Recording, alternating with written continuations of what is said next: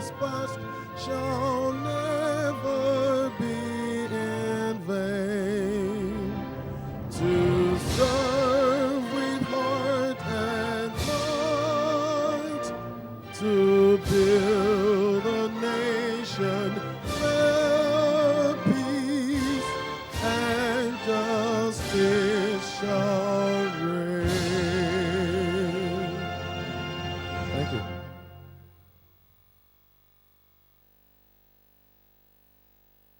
Thank you very much. I would like to take the opening prayer. And in taking the opening prayer, I would like us to take the second stanza of our national anthem. So may I please request that we be on our feet again as we take the second stanza. And I will call Alaba to please lead us in the opening prayer by singing the national anthem, second stanza.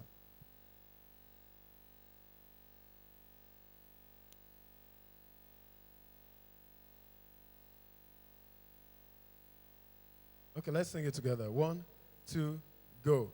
O God of creation, direct our noble cause. Guide our leaders right. Help a youth the truth to know. In love and honesty to grow, and live in just and truth. Great lofty heights attained, to build a nation where peace and justice shall reign. Amen. Thank you. Can I please have an amen to that prayer? May the Lord give us the grace to have peace, and may justice reign in Nigeria in Jesus' name. On behalf of Pastor Ichua Ighodalo, I would like to welcome you all, who is unavoidably absent at today's occasion. He has sent in his welcome speech. So I'll be standing in his shoes this morning and read the welcome speech. Thank you as you listen. Welcome speech to 2019 Trinity Leadership Conference, Youth in National Leadership. The journey of 1,000 years begin with the right step. Seeing you all here today brings great joy to my heart and hope that indeed Nigeria can be great again. The message to you today is to have the courage to think differently, the courage to invent, the courage to travel the unexplored path, the courage to discover the impossible, and to conquer the challenges in our society, the courage and the ability to rise above ethnicity, above religion, above the little things that tear us apart, and have the courage to believe that our country can indeed be great again. I salute your energy and your positive creativity as displayed in the social media space, music industry, in the Nollywood, sports and technology, with little or no support, yet all over the world, young Nigerians are making us proud, doing exploits and making their mark in the footprints of life. I am delighted that you are here today, despite the rain and all the obstacles. And according to Margaret Mead, never doubt that a small group of thoughtful, committed people can change the world. Indeed, it is the only thing that ever has. End of quotation. Nigeria is in your hands. Don't give up on it. So you will be able to hand a good country over to the generation coming after you. I invite you to a new future, a future of hope, a future with a new culture, a culture of actively engaging our leaders in constructive ways, ensuring they are responsible for the actions taken on our behalf. No longer would we be passive again and allow our leaders to fritter away our collective goodwill. For those who are already there, if you fail, never give up, because fail, F-A-I-L, means first attempt in learning. End is not the end. In fact, E-N-D means effort never dies. If you get a no as an answer, remember, N-O means next opportunity. So let's be positive. Try again and again. No matter what is the environment around you, it is always possible to maintain a brand of integrity. Create a niche for yourself. Be known for something positive. Be a nation builder. Be ye separate and don't join the bandwagon. Be a new tribe. This is a time for bold measures. This is the country and you are the generation. Bono. To our erudite speakers and panelists, I thank you in advance as I look forward to a robust discussion with facts and figures and workable solutions to the myriads of problems besieging our dear nation. And to the audience, I want to encourage you to be actively involved in this discussion in order to have a rich communique at the end of the program. To the press and media, I thank you all for being represented and would like to commend your effort at ensuring that Nigeria stays on track. To the organizers and committee members, thank you for a job well done. Once again, I welcome you to the beginning of a new Nigeria. I want to assure you that by God's special grace, Nigeria will surely be great again. Thank you, and God bless you. Pastor Itwa Igodalo. Thank you very much. God bless you. I would like to call on Mr. Tunji Odewumi as he brings the speakers up. Please let's give him a round of applause.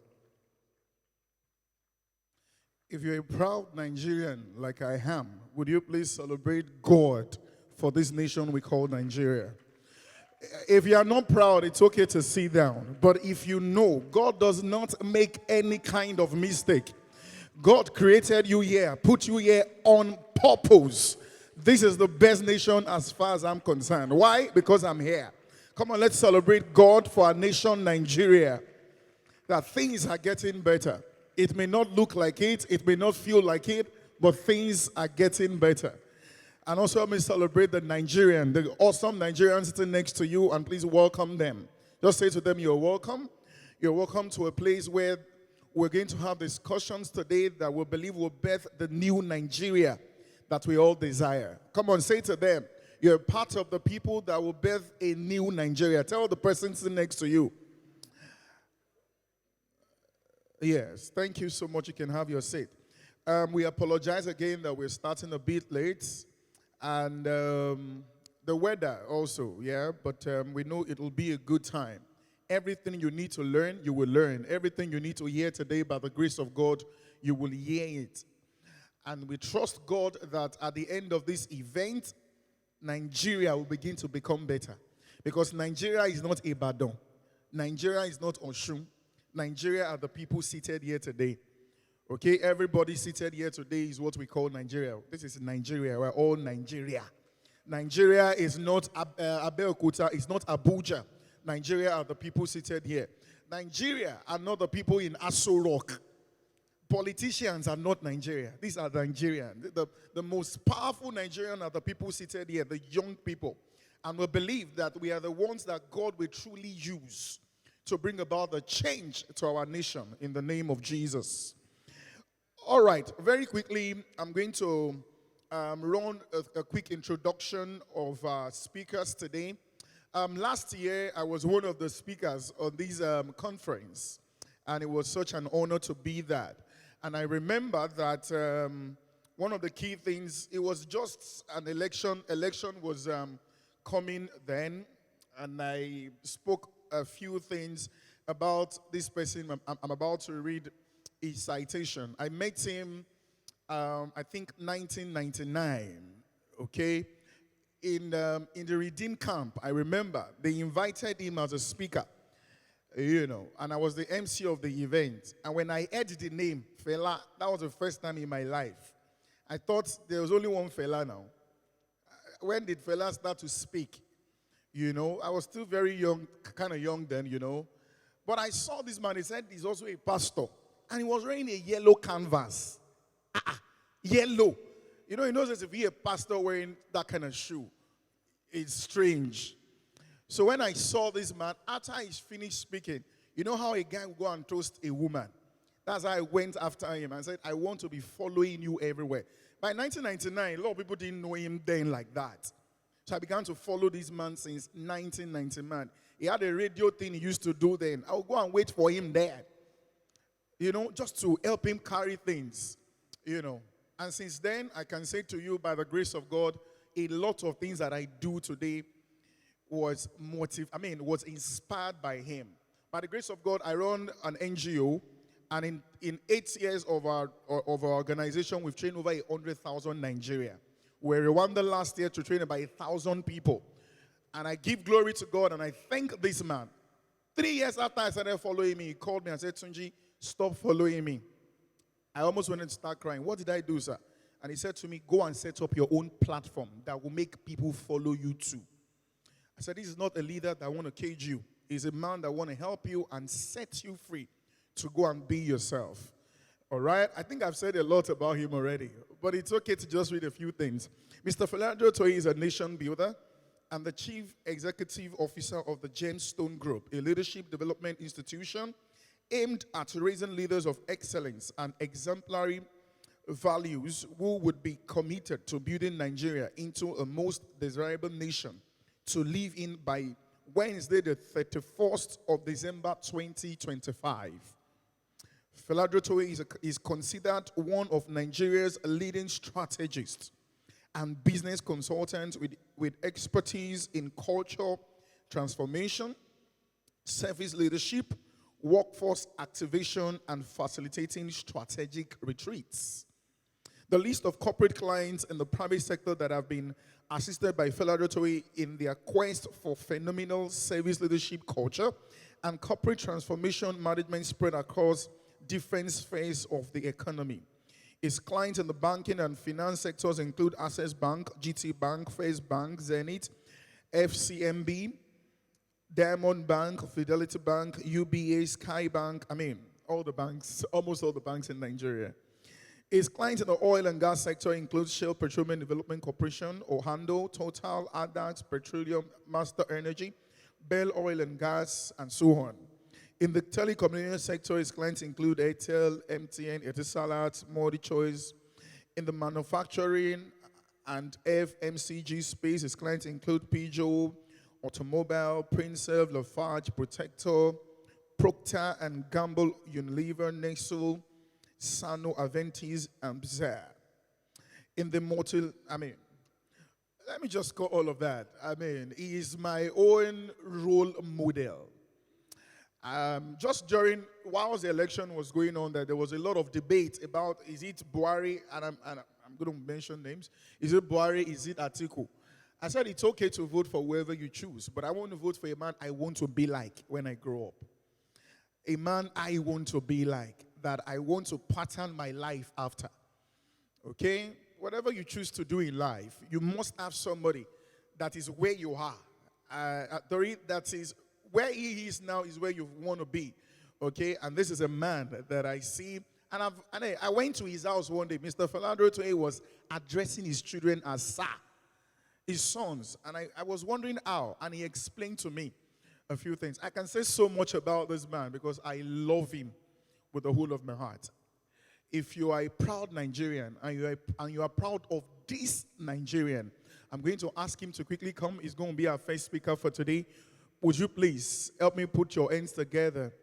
Okay, I apologize. We're going to quickly see a video and then it will come. But just put your hands together and celebrate this great gift of God to Nigeria that is going to lead this nation one day very soon. Please put your hands together for Mr. Fela.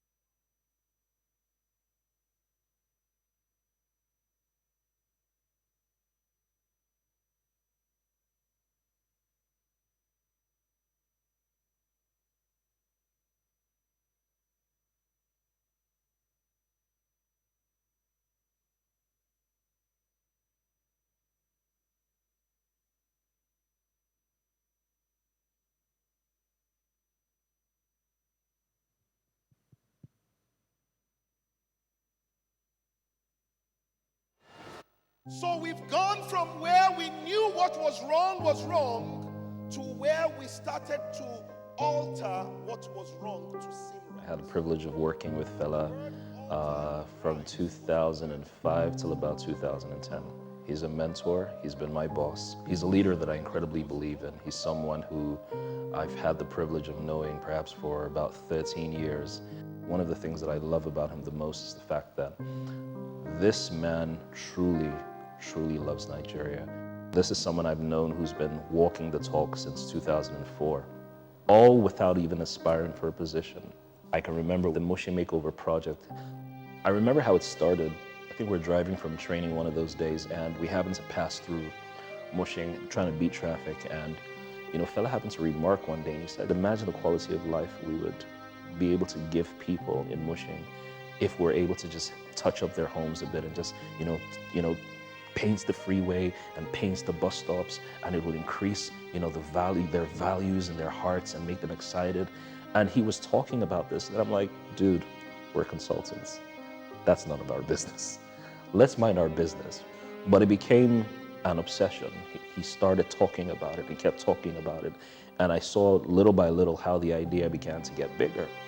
So he approached some of the residents, I think the associations of landlords and stuff, and said, we would like to come, purely voluntary, to paint as many houses as you give us permission to at no cost, And most people didn't agree because they thought it was a scam. We were met with immediate opposition.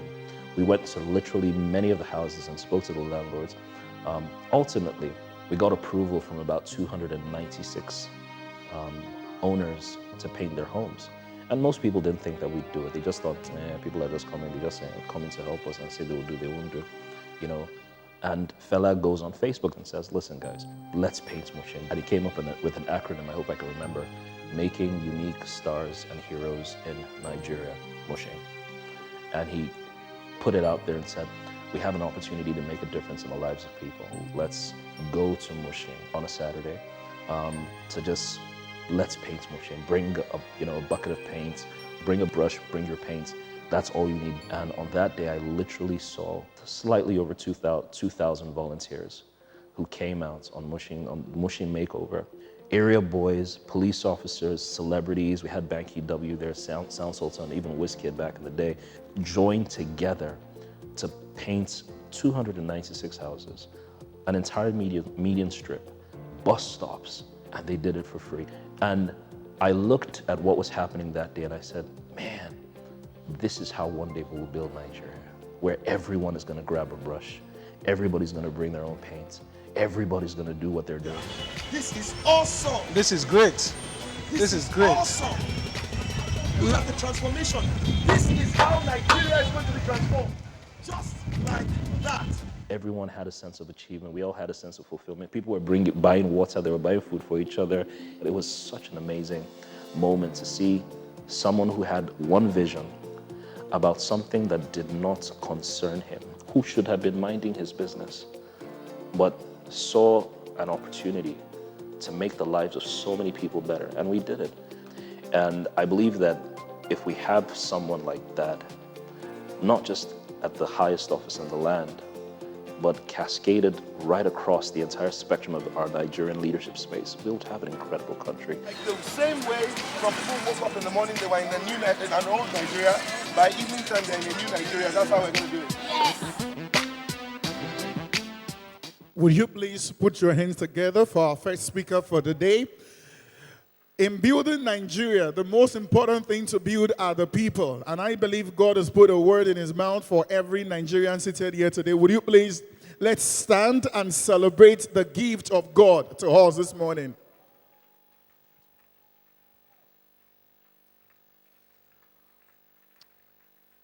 I am sure that there is a new Nigerian somewhere here who has accepted responsibility to build undoubtedly what is God's most blessed nation into a truly great nation that everyone would love to live in.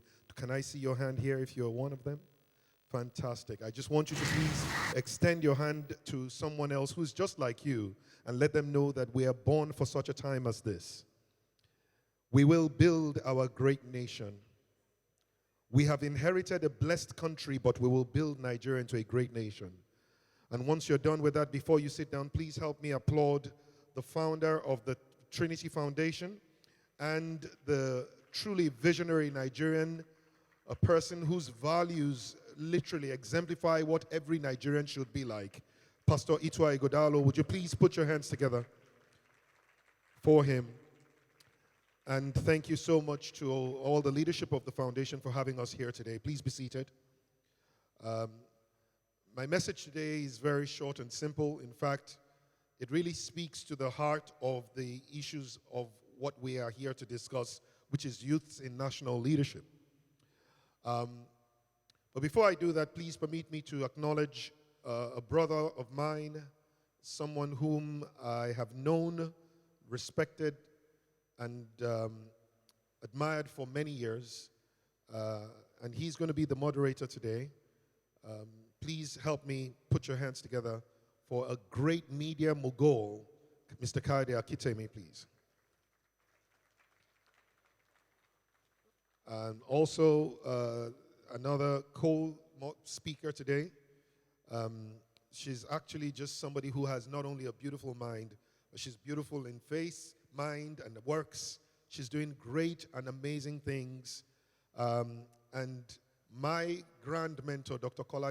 Christopher Kolade, truly admires her and speaks about her all the time. And I believe that we both share the same mentor. Please help me once again put your hands together for Ms. Chinasa Winifred Amechi. And to my brother Afolabi, I really honor you. Thank you so much for being here. Well, so in just about 10 minutes, I've been asked to quickly speak to the issues around the youth in national leadership. And I think the first thing that comes to my mind is that everybody agrees that Nigeria is a blessed country. Does anybody agree with that? In terms of when you look at how God has endowed Nigeria on top of the land with natural resources, beneath the land with mineral resources. But I believe even with the greatest gift that Nigeria really has received from God is the human resource that we have. How many people believe that Nigeria is one of the most blessed countries on the face of planet Earth? Let me see your hand. That means I'm speaking to the right people. So yes, we have inherited a blessed country, but I think that the challenge that every generation has is to be able to transform a blessed country into a great nation. And a nation is, first of all, people. While country is land, nation is people. And so it is true that, yes, we might have inherited a blessed country, and some people would say that, yes, that's because of the amalgamation that the British have, blah, blah, blah, blah, blah. However, you want to talk about what makes up the landmass of Nigeria, it is the people of Nigeria that make a great nation. And I believe that we do have truly incredible people. We have incredible people. We have really dogged people. We have brilliant people. We have, never say die kind of people. The kind of people who are innovative, inventive. They will solve problems. They would find ways to be able to get anything done. Nigerians, take them anywhere in the world. You will realize that we were born with wings. Why? Because Nigerians fly every time they are given the opportunity. You have the statistics. You know it. I know it. In the United States of America, we are the leading non-US group of people in terms of education, There is no other segment of people, nationalities in the United States that are as highly educated as Nigerians. Put us in any class, we come out on top.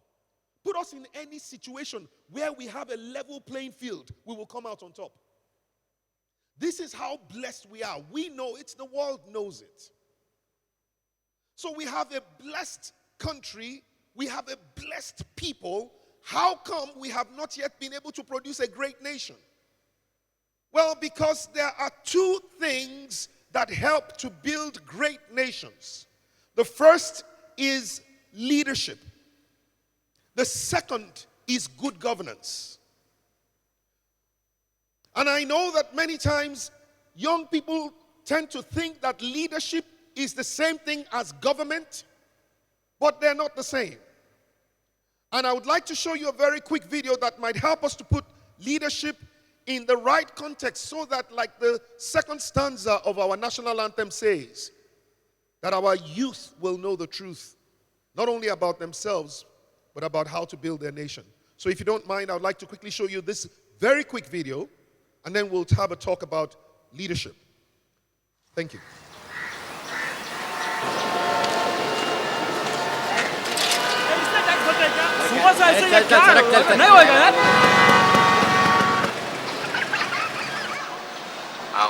Sir आपके लिए उस पार car का इंतजाम किया है sir आइए sir ये चल चल जाओ बोला क्या बात करता है क्या ऊपर से जाएगा क्या ऊपर से जा जा गया main show I hate this country. कुछ करो ना. अब मैं वहां जाके क्या उखाड़ लूंगा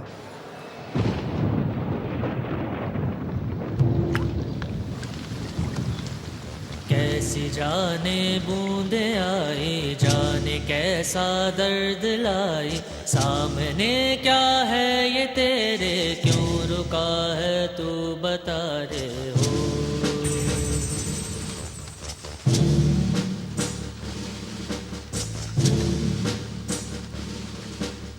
कौन तुझको पार लेगा कौन होगा वो मसीहा जिसे तू ढूंढता है वो ही है तू वही है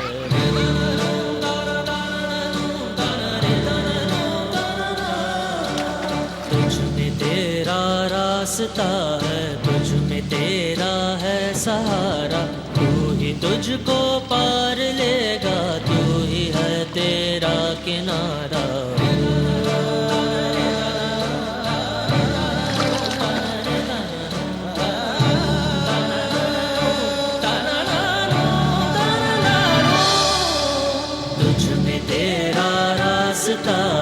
तुझ में तेरा है सहारा तू ही तुझको पार लेगा तू ही है तेरा किनारा जिसे ढूंढता है तू ही रे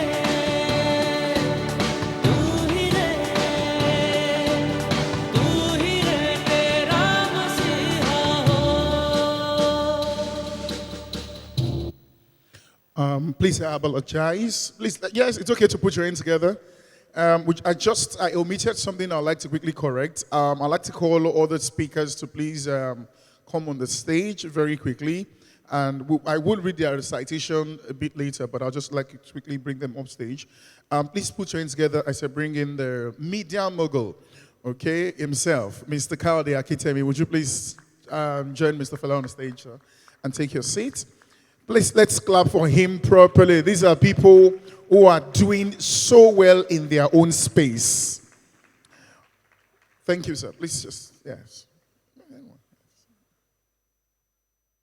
Okay, I'd also like to call the lady that will be also one of our speakers. She's the founder of Mind to Mind Initiative, doing extremely well.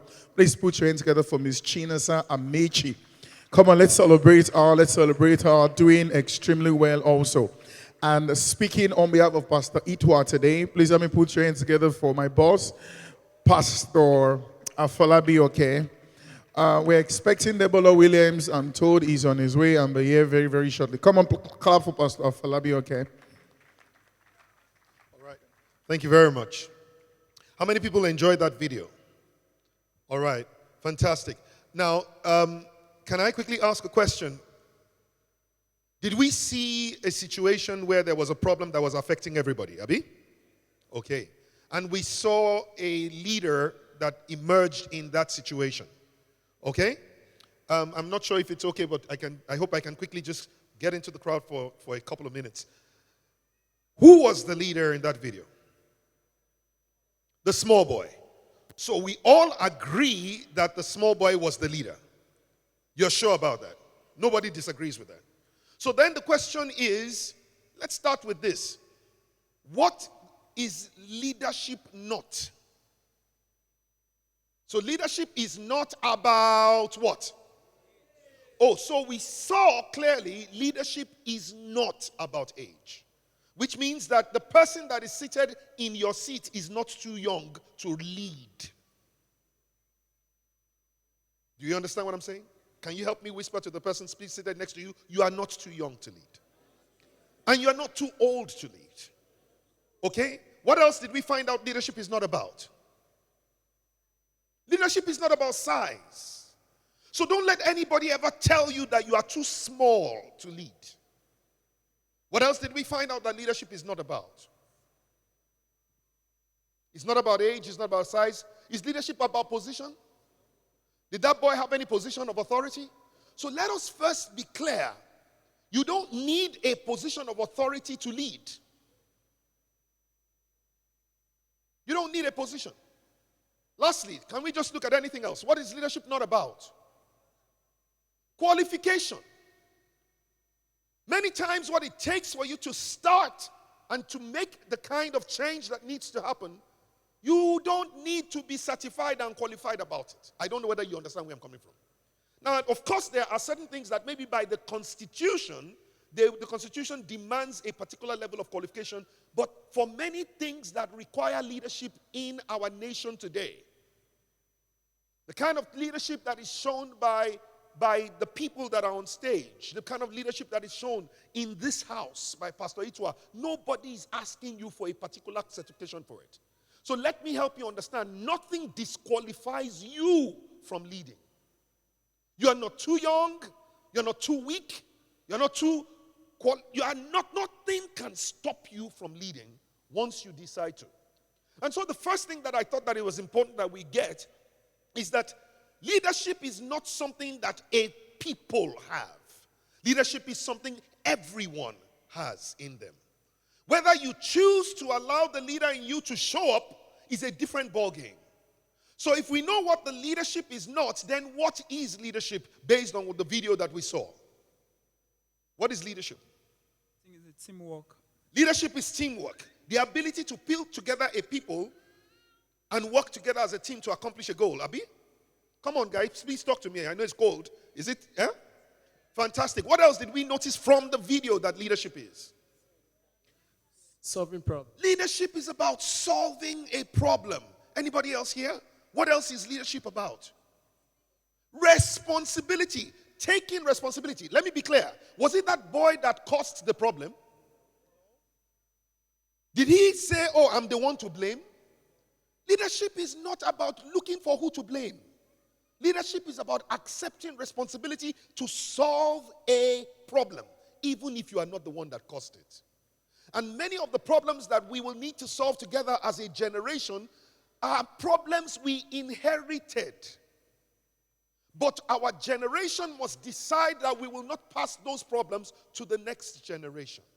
Because a generation of leaders must arise. A generation of leaders that are not just looking for who to follow, but who to inspire. I don't know whether you understand where I'm coming from. And so you hear Tunji do great things. And yet, what Tunji said to you, one day Fela said to him, listen, it's not for you to follow me. That's not the badge of honor you need to carry. I know there is a leader inside of you. Can you imagine if I was only looking for a follower because I wanted to be the leader? Can you imagine what would have happened? 100,000 people would not have been trained today. I am so proud of the fact that Tunji Odewumi has been able to take that challenge on and being able to train people without qualification, without money, without platforms, just doing what he can to solve a problem that all of us are complaining about, but he's solving it. Somebody please put your hands together for Tunji Odenwumi.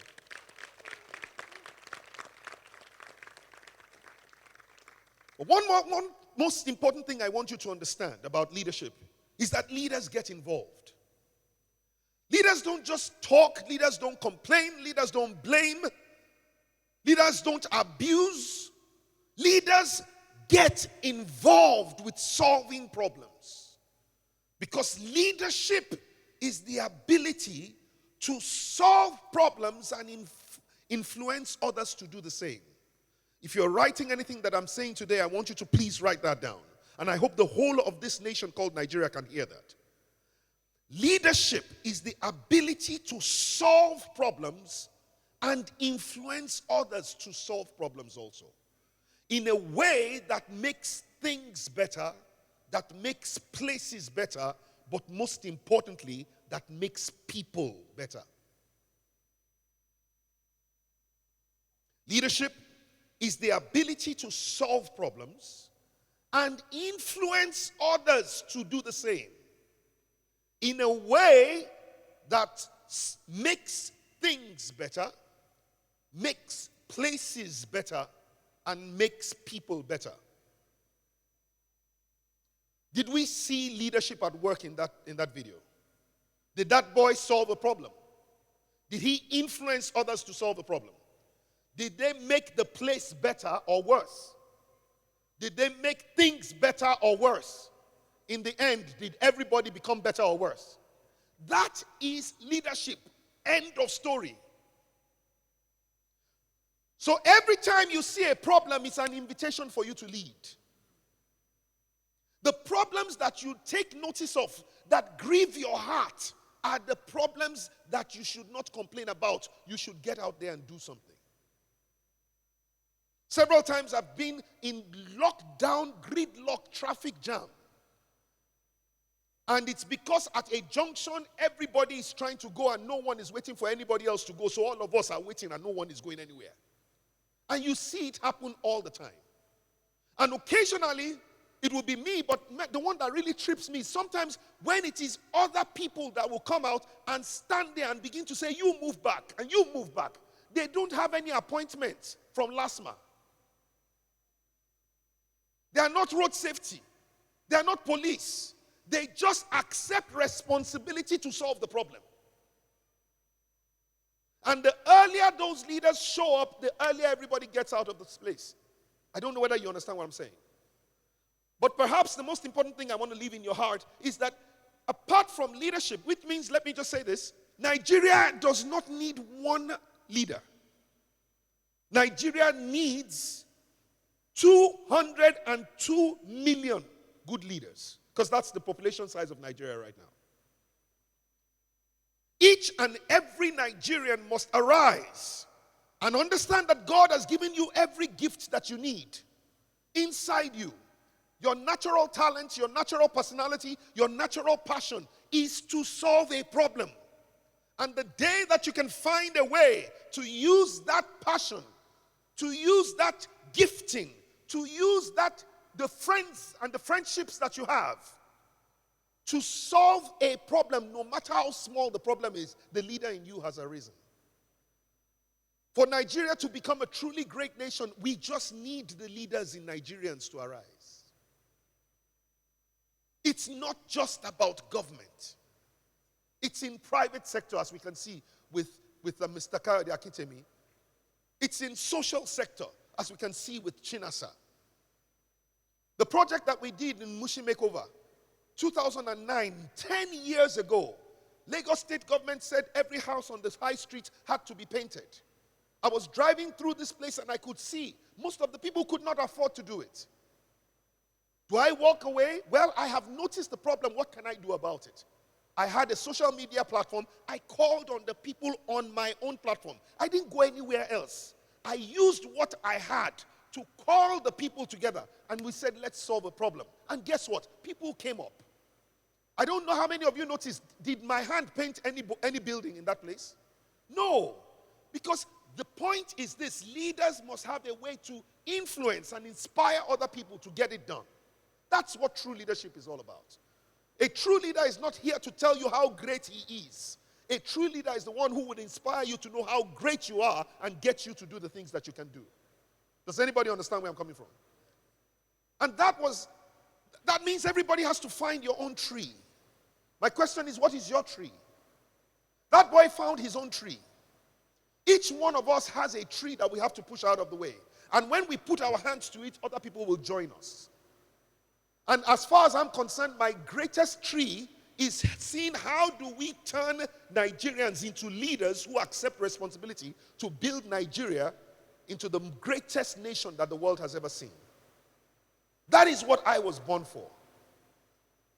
And I realized that leadership is one thing.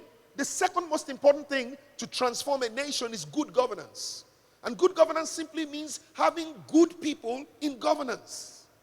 I'm not just talking about government, but I'm talking about everything that produces governance. Starting with the political sector.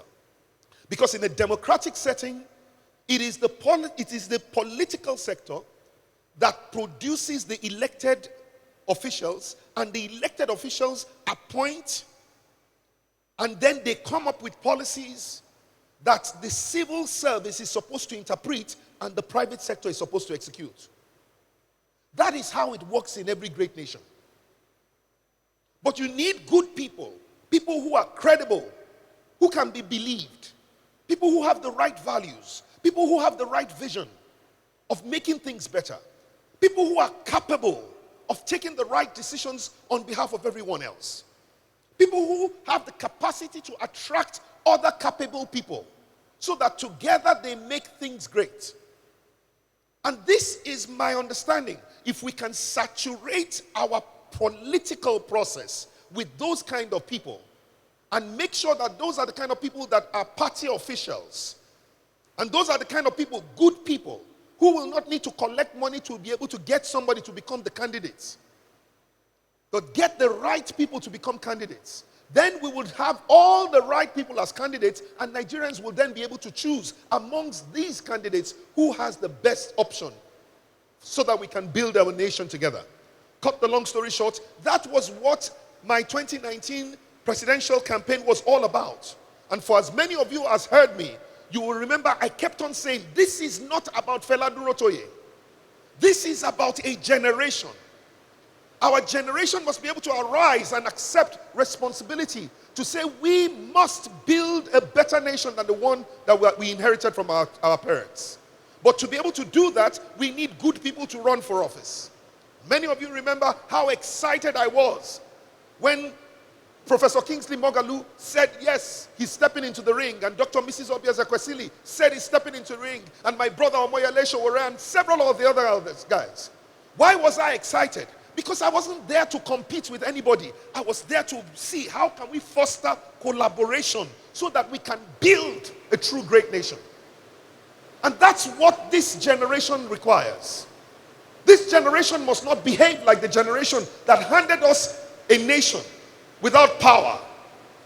This generation must not be like the other generation that knocked out education from its schools and does not want its own children to go to the schools that it went to. This generation cannot afford to be like the generation that took out health from our hospitals, that knocked out safety from our roads. This generation cannot be like the generation that inherited a Nigerian pound. In 1971, one Nigerian pound was equal to $3 US. If you took 100 Nigerian pounds to the Bureau de Change, you would get $300 in 1971. By 2016, you need 331 naira to buy $1. We have to be different. We need a generation that will be empowered, that will be motivated, that will be stirred to build a nation that would operate with natural excellence. That generation is the one sitting in front of me. You are the great generation. But you must get involved. You must get involved with the political process. In 2019, 108 million Nigerians were above the age of 18. And only 27.6 million votes were counted at the presidential level. 108 million. So 81 million people did not get involved. Why? Because they said their votes will not count. And yet you ask yourself, why is it that other people that are not as smart as you are selling their own votes? And your own vote is the one that will not count. Will you buy a pen that you know will not write? Will you buy a phone that you know will never make a call? So why do politicians buy votes if they think that votes don't count? Of course votes count. But if you don't believe, then you cannot rise up to the occasion. At the state level, it was even more pathetic. 22 million people living in Lagos State. About 14 million of them above the age of 18. Ladies and gentlemen, with all that was done and all the kind of investment that was made in the political process, the most expensive gubernatorial elections we have ever seen in this country, only 739,000 votes were counted for the winner. People did not vote. In 2017 local government council elections, Alimosho local government is the largest local government by population in this country. Over 2 million people in Alimosho local government alone. And yet, the local government chairman, Honorable Jalili Sulaiman, was elected in 2017 with 5,513 votes. Why? Because people don't get involved. And yet we want to run to countries where things are working. 28,000 young people are crossing the borders every month to run into the Libyan desert just to be able to get to Europe. 21 families are leaving Nigeria every week permanently through the Muritala Mohammed Airport. Why? Because we want to go to the places where things work, where we can have hope for a better future and yet opportunities today to make our life better. And yet we have the most blessed country of all. Ladies and gentlemen, the youth of any nation is the strength of any nation. And the youth of Nigeria are no different. The only thing we need to do is to understand that we are not called to be the people that wait until leadership comes. We are the ones that are called to lead. And our job is to be able to solve problems. And not only solve problems, but also to be able to influence others to solve problems. Ladies and gentlemen, if you and I will arise and get involved, using our natural gifting to solve a problem, and collectively coming together and deciding the kind of nation that we want, and the kind of people that will govern our nation, we will have the most desirable nation in no time. I believe Nigeria has what it takes to be the greatest of all nations, but a great generation must arise. I close with this. Nelson Mandela said, sometimes it falls upon a generation to be great. You can be that great generation, but you must let your greatness blossom. There is a generation today, a generation of greatness, empowered with information, with communication and technology that can enable us do the most amazing things. We are the most educated generation that Nigeria has ever seen. We're the most exposed generation that Nigeria has ever seen. We have to arise and accept responsibility. Let us build the most blessed nation into truly the greatest nation for the world to see. God bless you, and may God bless Nigeria.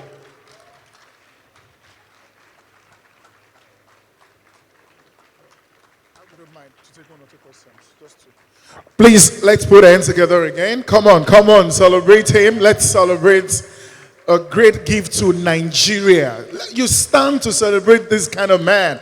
Please, let's stand and celebrate Mr. Fela Durotoye. Extremely passionate about Nigeria. Thank you. You can take your seat. He had told us that he has an event he needs to be, in the next few minutes. But I begged him to please allow us take just 2 questions. Okay? If you have just 2 questions, because he really, really needs to be somewhere now. But I'm just going to give 2 people an opportunity. You have a question you want to ask. By the way, if you came here with your business plan, okay, we'll let you know when to take it to the back. It may not be now. We'll let you know when to take it to the back. And then by the end of the event, you would then pitch, and 6 people will be given a grant by the grace of God. I thought you were going to clap about that. Come on. All right, so 2 people with question. If there are no questions, then I can let Mr. Fela go. 2, anybody? Okay, please quickly come. Any other person? Okay, the lady. We'll take one man, the man and the lady. Very quick for Mr. Fela Drote. And I'm going to hold the microphone for you. Don't worry, I'll hold the microphone. Right. Thank you very much. My name is Ali Olawale Abdulrazak. Ali Olawale Abdulrazak. Ali Olawale. Yeah, thank you very much, Mr. Fela Drote, for that wonderful presentation. However, my question for you is this. You mentioned that there are 2 things that build great nation, leadership and good governance. While discussing good governance, you said that it is high time that we get involved to make the change. Of course. So my question is, as youths that are developing in this kind of country, as you have rightly mentioned, you identified the issues you have on board, among others. So how do we get involved? That's the real question. How do we get involved to impact the change that we actually are looking towards? Thank you. Let's take the other question so you can take the 2 together.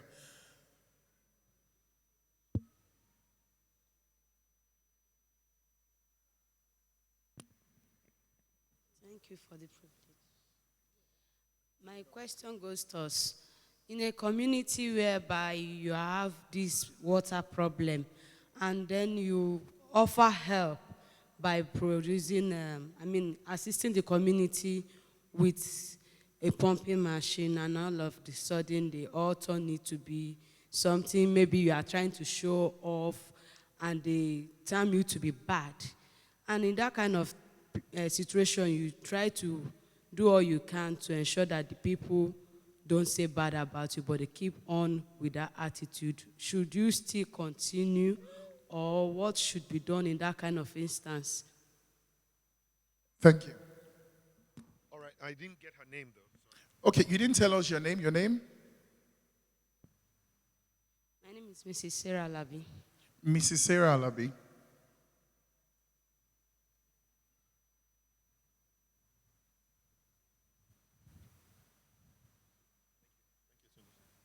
All right, thank you so much. Well, Ali asked a very simple question. How do you get involved in the electoral process, or in being able to good governance? There are 5 key ways that you can get involved. All right? Number 1, you can run for office. And when I mean run for office, run for an elective office. And you can have all the reasons why people would tell you not to run, or all the reasons why people would tell you that whatever you want to run for is not the level you should run for. But you must know what is the level and the platform that you can run for that would enable you deliver the vision that you carry, and that you have a passion for the people that are therein. So number 1, you can run for office. Number 2, you can vote. And to vote, you're going to need to get a permanent voter's card, not a temporary voter's card. You get to get your permanent voter's card. And I always say to people, your vote is not a gift to any candidate. Your vote is a statement. It's the power to actually voice your choice. That's what PVC means. The power to voice your choice. Meaning the ability to say, what is it that I'm looking for? So everyone who is going to vote has to have the PVC, but beyond that, you must then have the responsibility of saying which amongst all of these candidates has or is speaking to the kind of nation I want to live in, retire in, and give to my children. But that's only one part of it. The second part of it is when you are going to vote, you have to say, which one of these candidates represents the kind of person that I admire and I would like my children to be like. So you look at the vision of each candidate and you look at the values of each candidate. And it doesn't matter whether that person wins or does not win, because you don't make your choices of what to eat in a restaurant simply by going and asking, what is everybody eating? It is what you want that you put on your plates. The same thing, you vote for the person you want, regardless of whether that person will win or does not win. Your job is to voice your choice. That's your job. When it gets complicated is when you start thinking, this one will not win. I like this one, but this one will not win. In the end, did anybody win? If we're looking at it the way it is today, Nigeria is not winning. And it's not today that it started. Every time we have what looks like one winner, and then we do elect and regret. The most important thing is to be able to say, this person has the vision, this person has the values, and this is the kind of person that I'm going to be. So you can run for office, you can vote. But number 3, you can also join a political party. And it does not have to be one of the ones that your voice will not count. You can join a political party that starts something. It can be a small thing. Everything large today started small. And let me quickly say one thing for sure. And I think it was really the erudite Professor Soludo that asked a question. It's one of the most brilliant questions I heard in the last few months. He asked a simple question on the 1st of October at the platform. He said, how do you know a PDP state different from an APC state? And nobody can tell, because those two parties are not distinct in any form of ideology. They are the same one party. They are like a coin with two sides. So my point is this. I think it is great and important for you to be able to say, listen, I'm going to join a party because it has an ideology. Whether the party wins or not is not the issue right now.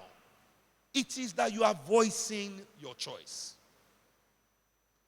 And you can be not only a member or a card-carrying member of that party, but more importantly, you can try to run for office within that party as an executive. So join it and become the secretary to the local government, to a ward. Become a ward. Those are things that you need to think about. The 4th thing is you can support a candidate. You can volunteer. You can donate. You have good ideas. You can do research. Package it together. Give it to a candidate as a policy. Whether it's one of the big parties or not. Whether they listen to your policy or not is not your problem. At least you have done your own. That's how to get involved. The last one, you can go and volunteer to be a member of INEC. And go and try and see what you can do to make sure that even if it's only that your own polling booth alone, that things are done properly, you will do it. So to get involved is literally those 5 things. Run for office, get your voter's card and vote for somebody who you believe. But more importantly, join a political party and influence the kind of people who emerge as candidates. And then volunteer. Donate, write policy. And lastly, also, please get involved with INEC. That's how I think you can get involved in the political process. Most importantly, use your platforms, your social media platforms. Use them wisely. Make sure that every time you post something, it is encouraging people to get involved.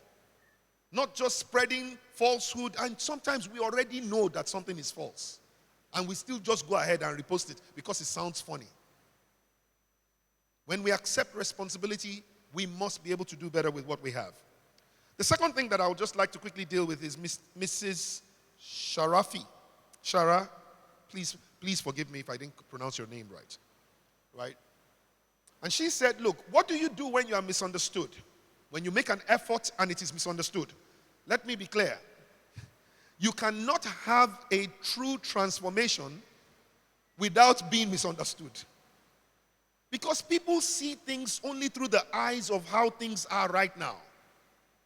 And any leader that is scared of being misunderstood will never take the first step forward. A lot of people thought, what is wrong with fella? Who does he think he is? Why is he running for office? Let him go and start from ward chairman. And no matter how many times I said, it doesn't matter whether I win or not, let people come out. At least stop saying that you don't have an option.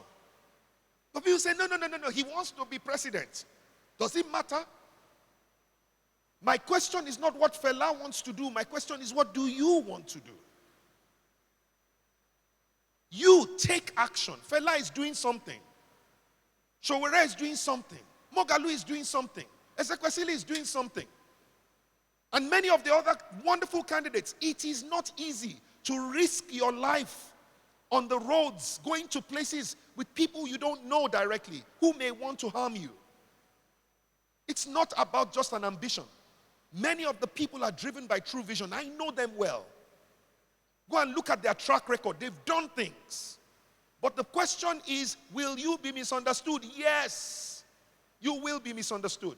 But the vision of the greater good is what will cause you to still take a step forward, and more importantly, go and engage the people and explain to them. So when we decided to do Mission Makeover in 2009, that video told you how we went around. There were 420 houses that we went to. Only 295 of them gave us permission to paint their houses for free. You know why? Because there were some people that were spreading rumors that, oh, Fela was only leading a group of people on behalf of the governor, that after they come and paint your house, Lagos State will come and collect money from you. That they will tell you they are going to paint it now for free, but Lagos State is coming to collect money. They said we were trying to do something, that it was a political move. There's nothing that we didn't hear. But you know what? The vision of what you have in your heart must be bigger than what anybody will say. So, if you have a vision of providing water, I want you to see young children drinking from that pot, from what you call a borehole. I want you to see women washing their clothes because of that water. I want you to see them cooking with unhealthy meals because you are providing water. Will there be people who will say you are proud? Maybe. Try and see how you can explain to the people that you have, that are close to you. Let them know that this is the reason why I'm doing this thing. And try and don't do it alone. Try and do it along with others, as many people from the same community. And I think, yes, you will still be misunderstood, but you have to have the ability to know how to listen to those who will encourage the vision and find a way to be able to checkmate the voice of those who will discourage you from carrying out what you think that you believe. You must be able to do this. This is the true test of a leader. This is the true test of a leader, and I believe that both of you will do great things. Thank you so much to each and every one of you. Thank you. Sorry, and please forgive me, I have already asked for the permission of the organizers and those on stage, but I need your permission to say, please permit me to run off. I had another engagement that I had already accepted before this one, and I have to go there and honor my commitment to them. Do you forgive me ahead? Thank you very much. Thank you.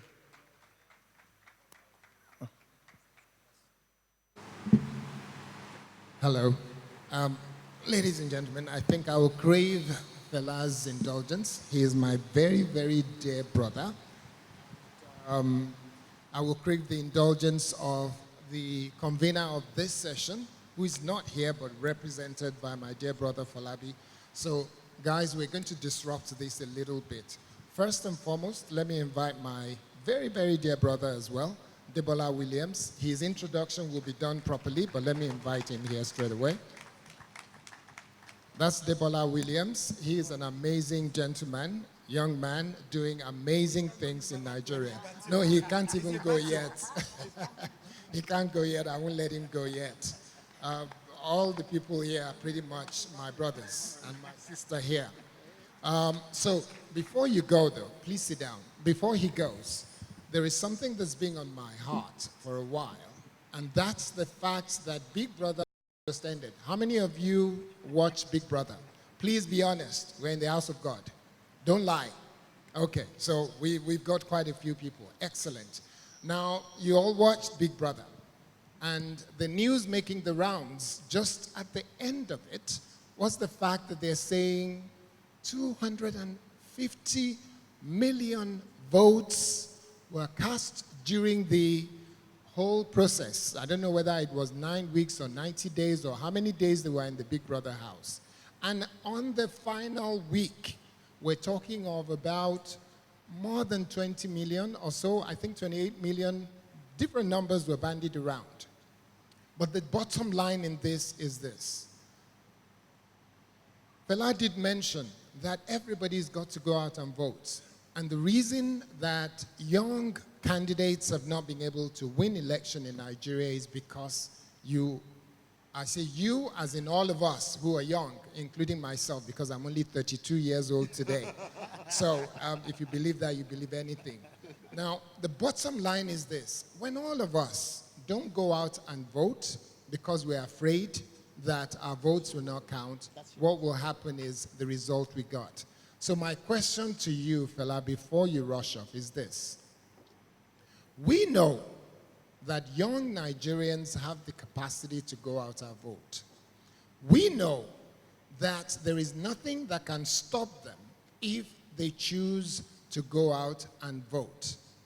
We know that even some of them are willing to use the money that they don't have to cast vote for somebody that will do no good for them. So they're not completely stupid. It is fun for them to do whatever they do for Big Brother. But what do we need to begin to do from today? If we have 50 people here and we can convert 50 people who are here today, or 100 who are here today, to say that come rain, come hellfire, the very next election, I will cast my vote. Forget about whether it counts or not. I will cast my vote because I must make that difference that this nation requires. What do you think we need to do? Well, thank you, Mr. Kayode Akitemi. What we need to do is exactly what we're doing right now. We keep talking about it. Why? Because the most important thing that causes people to not act is the fact that they do not believe. They do not believe that their votes will count. They do not believe that they think it's going to be a waste of time. They do not believe that any real change will come even if they stand up. And so once we get people to begin to believe, and you know how they say it, faith comes by hearing, and hearing, and hearing, and hearing. So if we keep talking now and not wait until the time of elections, people will, for instance, realize that, oh, apparently voter registration is a continuous process. You don't wait until the time of election to go and get your votes, your voter's card. It is easier to get your voter's card now because nobody else is trying to go and get their own. And so now is the time for you to go and get your voter's card. But that message needs to be out there. People need to hear and hear and hear until they believe. But the other thing about it is, and I don't like to focus on the things I cannot control. So the one I can control is tell people. And hopefully as many more people like myself and yourself and, you know, and please permit me to say, can everybody please applaud Mr. Kayode Akitemi for the role that he played in giving a platform to all the candidates to be able to air their opinion. He had all the different candidates and he never asked for a kobo from any of us to be able to come and tell our story. And this is the kind of people that we need in this nation. So sir, please, let's keep on what you're doing. Let's wait until 2022 before we start doing that, okay? And I think that the influencers also need to start speaking up. And when that whole voter registration process is engaged now, it will happen. Then the other part of it that I said I wasn't going to try to really speak to, because I can't influence it yet, at least I don't know how, is how to make it easier for Nigerians, especially young people, to vote. You see, to be able to vote in Big Brother Nigeria, you don't need to go to any center to go and collect. You don't need to queue anywhere. And the truth about it is that all over the world, technology has enabled the political and electoral process to the point where it is possible for people to actually vote from their homes, vote with their phones. There is no reason why it should be so difficult to vote, except for the fact that what you will call the establishment knows that the moment it is easy for you to vote, the power that they have over you is gone. But you see, currently the establishment are still the ones in power because you refuse to go through the hard way and then go and vote them out. So the point is this: if you don't do the hard work to get it out, you will not be able to make it easier for those that are coming behind you. And the people who are going ahead of you, who don't want you to have the power, they will not make it easy for you. So if you are waiting for it to be easy, it will never be easy. If you do the hard work, you will make it easy for the other people. So my point is this: we must find ways to be able to put pressure on the government to make it easier for people to register to vote, but we cannot wait until they make it easy. Let us decide that this is our future, this is our life, and we must do something about it. So no matter what it takes, let's keep talking about it. Let everyone go and get their voter's card and encourage at least their best friend to get it. If each one of us gets our voter's card, our best friend to get their voter's card, and everybody does the same thing, you'll be amazed how many people will get their voter's card. Thank you. All right. Thank you very much. Yes.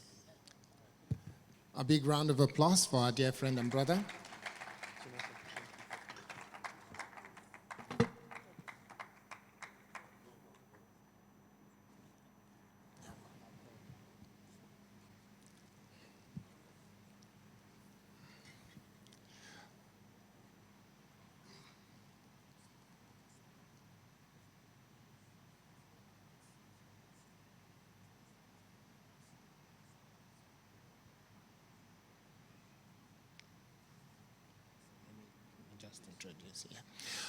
All right, ladies and gentlemen, the whole process will continue as is, and this is meant to be an interactive session. It's not one where people speak from here and you listen.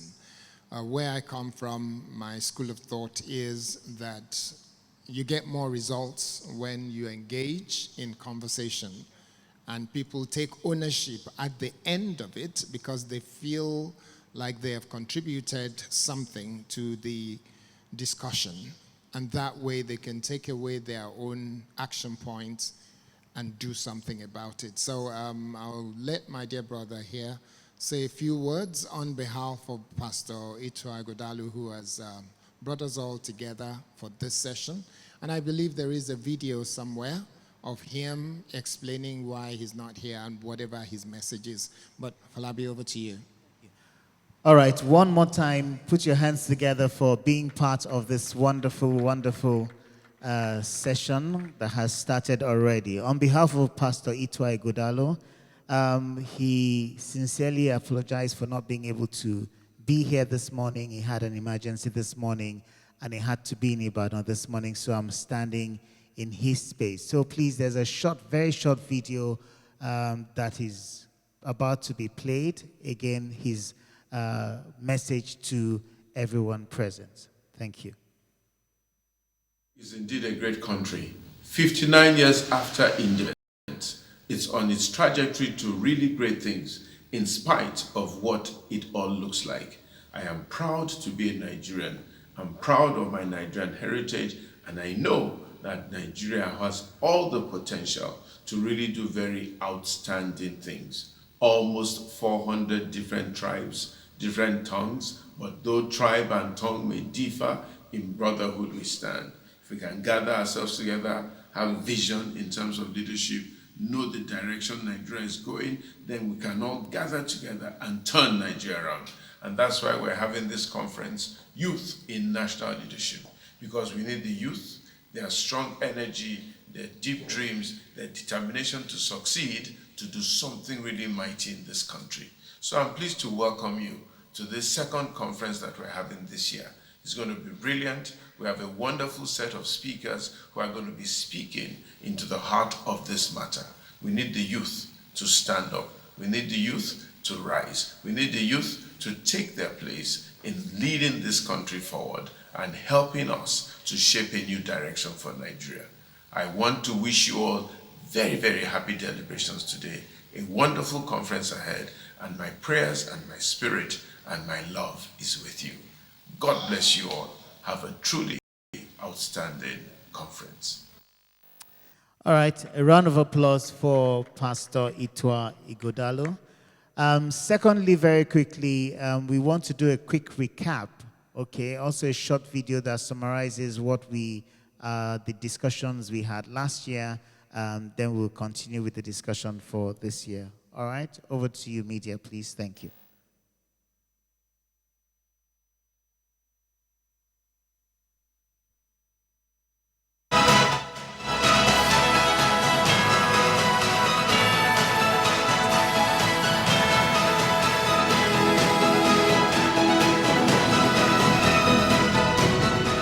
It's very important to have a leadership conference. And the whole vision is, number one, to get leaders together to talk. Number two, to get people together to listen to leaders. Number three, to get people together to get an idea of what you need in terms of leadership and what the direction of leadership should be. The vision behind the conference aligns with the vision of Trinity House, which is to impact society, to support with governance, improve and enhance the level of governance in Nigeria. So it was born out of that vision for Trinity House to be a responsible corporate citizen, to support the drive towards improvement in the skills level, a deeper understanding, greater involvement in matters that pertain to leadership. When you look at what politics is within the context of its meaning, not within the context of Nigeria, it simply means ideological dialogue. Leadership is a balance of character and charisma. The most striking thing about the event for me was at the point where people were asking questions. And in a conference like that, when you give room for questions, those are times you know the burden that people really have and you're able to give answer to it. I think the question and the answer time was really a very major one. I don't think you need an office to be productive in your community, in your state, or in your country. Okay? You can be productive. The office should help you do more. So don't come and tell me, when I become your councillor, when I become the chairman local government, I will know. A lot of feedbacks from some of the people that attended the conference and some of the people that were unable to attend the conference. On our website, we posted the communique of the last conference on the website, and people have responded to it. People have reacted to it that I wish I was in the last conference. When are you having the next one? What is going to be the discussion? What is going to be the topic? I would like to contribute. I would like to be part of it. With the growing population that we have, we will never build enough schools. We have to be creative. If a center like this is not in use from Monday to Friday, 8 a.m. to 2 p.m., there is nothing wrong with converting this center into a school. Because we will never build enough schools. How many buildings, how many event centers are not in use Monday to Friday between 8 a.m. and 2 p.m.? What does it take? I really want to thank everyone here who has signed up to do something about education. It really starts with a little. Providing computer literacy for the teachers, sponsoring a teacher to go on training. We felt that it was important that these people come, share perspectives, challenge the next generation of Nigerians, call them out where we believe that they are not doing their own bit or contributing their own quota towards the leadership discourse. So it was really to set the tone and for us to start to put together an army of sorts who will then go out and become change agents, so that this change that we want Nigeria present in Nigeria, let us become that change by ourselves. So that was the objective, and I believe by the grace of God we were able to achieve a lot of that. JAMB will do exams, then the university will redo the exams that JAMB has done. So what do you need JAMB for? And why are there iniquities and inequalities in terms of the scoring. So something is wrong. I will not give up till I die. For the sake of my children and my children's children, I will not give up. There is hope for this country. What Trinity House is trying to do is to, number one, contribute to the leadership discourse. Number two, encourage our people to get into leadership. Number three, being able to give our own ideas as to how leadership should go in Nigeria. We're hoping that also we can, from that cadre, begin to harvest a group of people who will be interested in future leadership and begin to encourage them to go into various places of leadership. If your president does not suit that job description, don't vote for him. Don't vote for him. We don't want an illiterate in Aso Rock. Immediately after the election, that was when we had the conference, and it was to set agenda for the new government that just came into being. So it was titled 2019, the yearnings of the people. Where is that young man that said he got arrested and he will bring me voters if I want 1 million people? You don't need to go to prison. And I would have said this to you on my way out, but I'm saying it in public because I need the church to hold me accountable. You don't have to be uneducated. I would find you a job. I make a public pledge that I don't know what it is that I will find you. I don't know you. I don't know what you know how, but you spoke to my conscience so passionately. I want to be able to make sure you return in a year after today, speaking at this conference. At this conference this year, you met me and your life changed within a year. So the reason, Pastor, the reason I said that, sir, is just to demonstrate something simple. You don't need to be so brilliant. You don't need to be so rich to change anybody's life. You simply need to care. You simply need to care. So in Tunji saying he doesn't believe in me influencing people to vote, he believes in me giving them the options of who to vote for. My answer is that if people knew what was right for them, they wouldn't be in the poverty that they were in the first place. And so you heard him. He's never met me before, but just by listening to me, he simply entrusts me with the decision of who he and his friends would vote for. Just imagine if all of us in this room will go back and care for 1 or 5 people. We can change Nigeria in the jiffy. Put your hands together. The most striking moment, I think, was when Leke finished his conversation, and I think he left it hanging, a little bit of a cliffhanger, and then it was like the rest of us needed to now think through what we needed to also do to chip in to this question of driving our nation right. When a nation seems to have persistent issues, common sense dictates we examine fundamentals. When states cannot pay salaries, when poverty is multiplying at an alarming rate, when government sectors keep breaking down in quality and standard, when the education system keeps churning out unqualified graduates, when there's restiveness all over the federation, when the citizens are afraid of the emergence of a hegemon, when youth unemployment is soaring, common sense dictates that we take a closer look at the mechanism generating these anomalies. May the Lord bless the Federal Republic of Nigeria.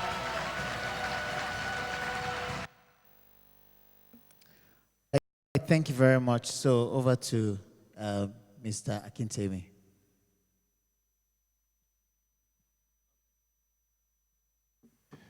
All right. I think the way we'll do it is for us to start by asking those who are also panelists to first spare about 3 to 5 minutes to share their thoughts on the subject matter, and that is youths in national leadership. That's the theme of this conversation today. So I'll let them share their thoughts for 3 to 5 minutes, and then we can engage in conversation going forward. And let me start with the person who is nearest. Okay, we should start with Debola Williams. or well, this might end up being the last in some cases. So Debola, well, let me just in case some of you don't know who Debola Williams is, he is the group CEO of RED, a pioneer at the intersection of media, democracy, and social change. He co-founded and runs RED Africa, Africa's largest portfolio of youth media brands, engaging the continent's youth with leading brands like Red Media Africa, Statecraft Incorporated, The Future Awards Africa, and whyniger.com. I'm sure some of you have seen whyniger.com, so you do know about some of his works. Well, he co-founded Enough is Enough. For those of you who were, I'm sure most of you were here when we had Occupy Nigeria and a number of other events that has led to a desire to see a change in Nigeria. Enough is part of that drive, and he is one of those that co-founded that. He pioneered a realigned national discourse and optimized media engagement, changing long-standing perceptions and swaying the elections. He's been involved in the bringing to power the current president of Nigeria, and quite a lot of people will say, yes, we are all involved in bringing Buhari, because whether you voted for Buhari or you didn't, you're part of those that made it possible for him to become the president of Nigeria. Your vote for him means he gets to Asura. Your vote not cast for him means we haven't done enough to not allow him get there. Your vote not cast at all means that you are actually one of those that voted for him. And whatever this government achieves or fails to achieve, it is our fault jointly, and it is our gain jointly. So please permit me to welcome Debola Williams, and let us hear his point. Please, a big round of applause. Thank you very much.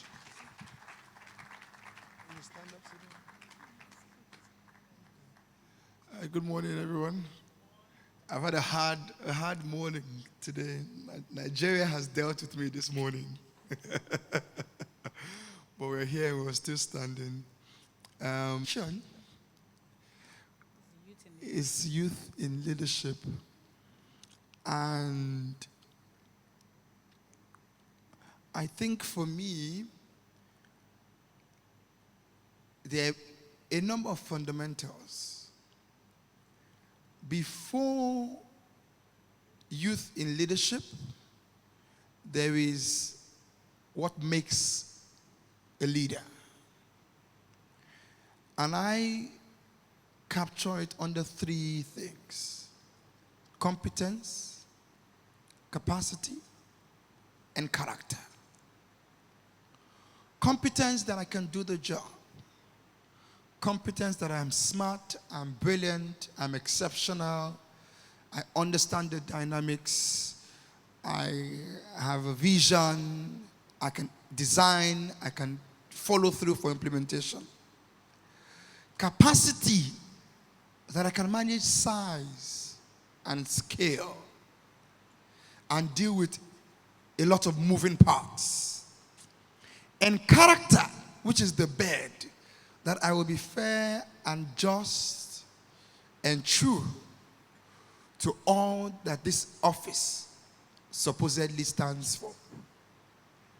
And those are key values that anyone who wants to aspire to leadership must have, regardless of age.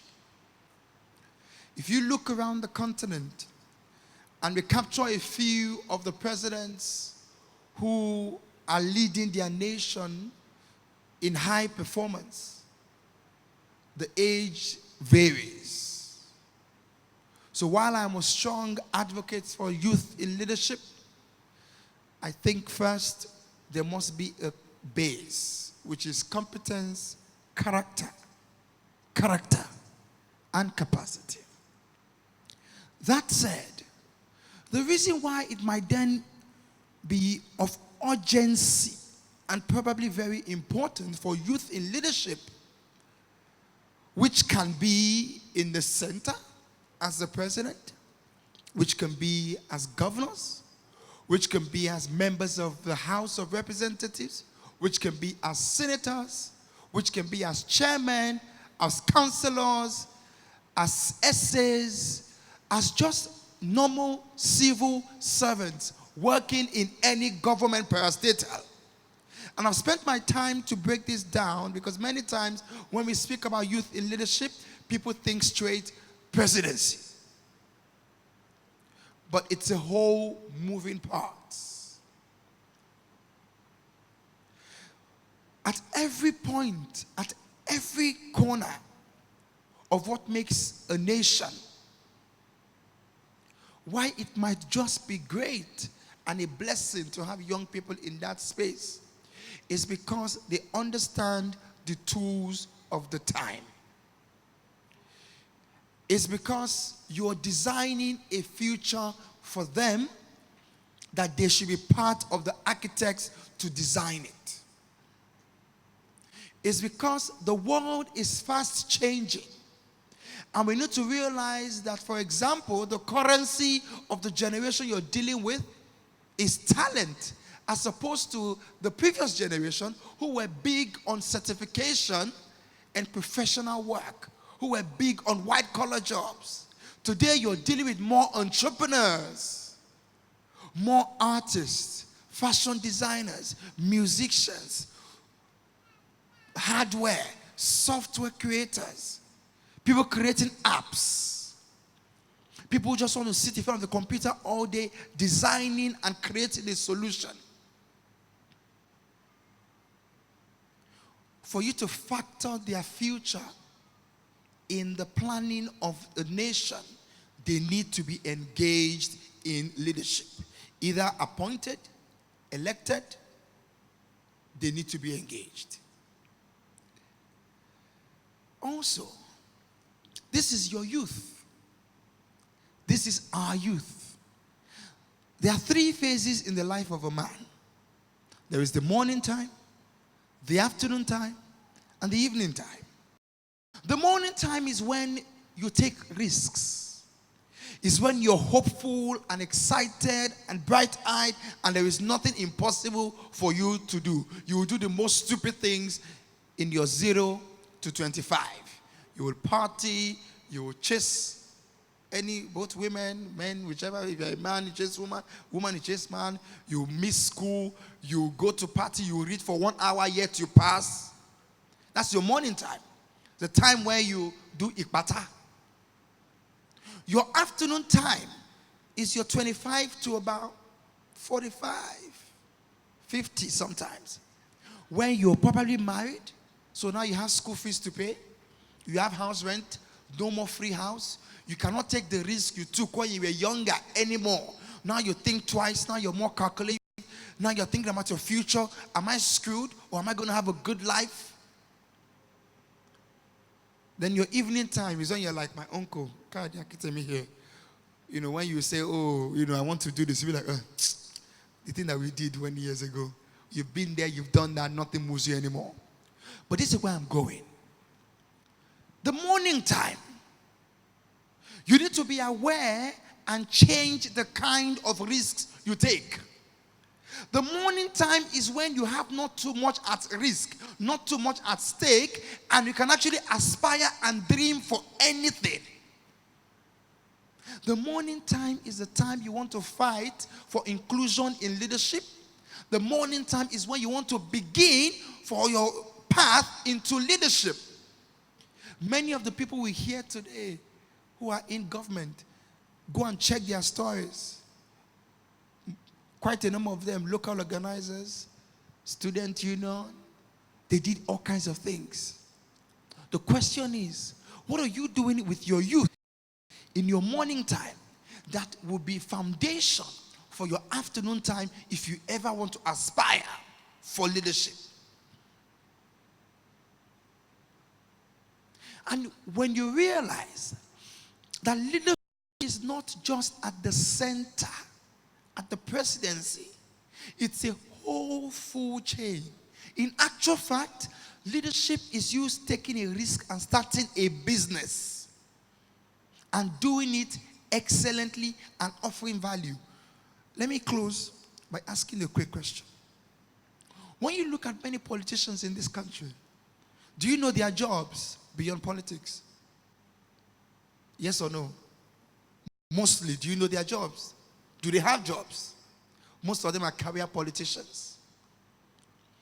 Youth in leadership is actually that you, as a young person, begin to build your leadership muscle in a small business, in advocacy, in community action.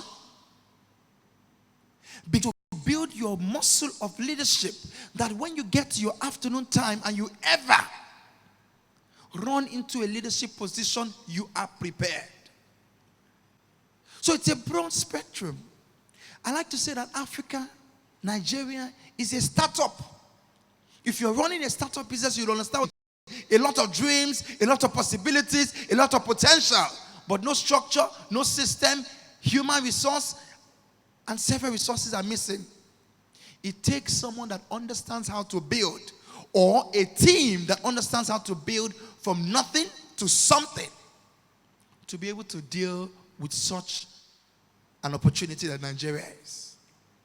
So the question I'm going to leave you with in this my opening is that how are you preparing yourself for youth inclusion in leadership? How are you building up your own self to bring value to the table so that when the opportunity comes for you to demand or for you to be elected or appointed, you are actually prepared, which is where the 3 C's come to play. If you've run a business, you would express competence, you will show capacity, and your character will be tested. Thank you. Thank you very much, Debola. Another round of applause. Let's keep it going. Yeah. All right. Ladies and gentlemen, I like the way he has opened. And let me put a little twist to that. Your morning time, your afternoon time, and your evening time. That is just simply fantastic. It's a good way to describe our period as a man or woman. The way I see it, let me summarize it this way. Morning time is the time when you have no sense of danger. Have you ever seen a child, 1-year-old, 2-year-old, and you're saying, don't touch fire? That child is still going to go there. And then you're saying, don't, still going to, until that child experiences, my hand. The fire burns, and then that child realizes that there is danger there. So your morning time, in your years of youth, are the times when your understanding of danger is not captured properly. So you take more risks than anybody else. Your afternoon time, you've been burnt a few times. And like Debola said, you're already married, you have children, you have responsibility. So you don't allow yourself, expose yourself to too much danger. And your evening time is when you know the difference between the two. And you know what risk to take and how to make sure that you leave a legacy. We're going to discuss all of this during this period of our conversation here. But please join me in welcoming Chinasa, who is, very quickly, she is the founder of Mind to Mind Initiative, an organization that is actively involved in grooming young people into agents of societal transformation. She's a software engineer and business information technology by background. She's a member of one of the fast-rising non-governmental organizations in the Niger Delta known as the 36 Forum, or is it 36 Forum, that focuses on building under-resourced communities through technology. She is CEO of CWA Joblane Limited, a human resources training and recruitment organization. Please make her feel welcomed and warm enough to share her thoughts. Chinasa. Thank you very much. Thank you for the opportunity, and I would like to say thank you to Pastor Itwai Godalo for this great opportunity. And I will also want to welcome my fellow speakers here today. Well, I just have some thought-provoking facts to read out to us today. I guess that will help us, or to propel us for the way forward. Apart from Afghanistan, Africa holds the record of having 20 of the countries with the youngest population, with Nigeria occupying 16th place on the table. The youth population on the African continent is projected to double by 2050, which will place more and more stress on the already strained resources for the region, with recent estimates putting 50.4% of its 170 million people below 18 years. For Nigeria, the youth indeed represent the most dynamic group in the country. Ironically, it is the continent of Africa that has more age leaders,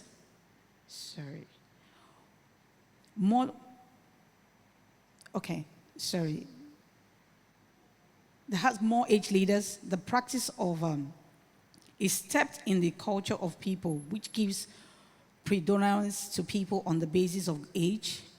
Therefore, a form of allergic rule in which an entity is ruled by leaders who are significantly older than most of the adult population. A case in point is 92-year-old Robert Mugabe of Zimbabwe, 90-year-old Beji Kade of Tunisia, and 83-year-old Paula Biya of Cameroon, among others.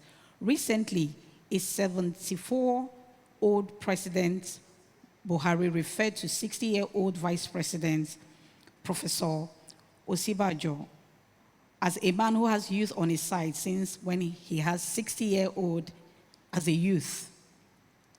Was merely echoing the age perception of average Nigerian politician. It is worthy of mention that in the current political dispensation, the youngest person to lead the nation is Dr. Goodluck Ebele Jonathan, who was 54 at that time of his election in 2011.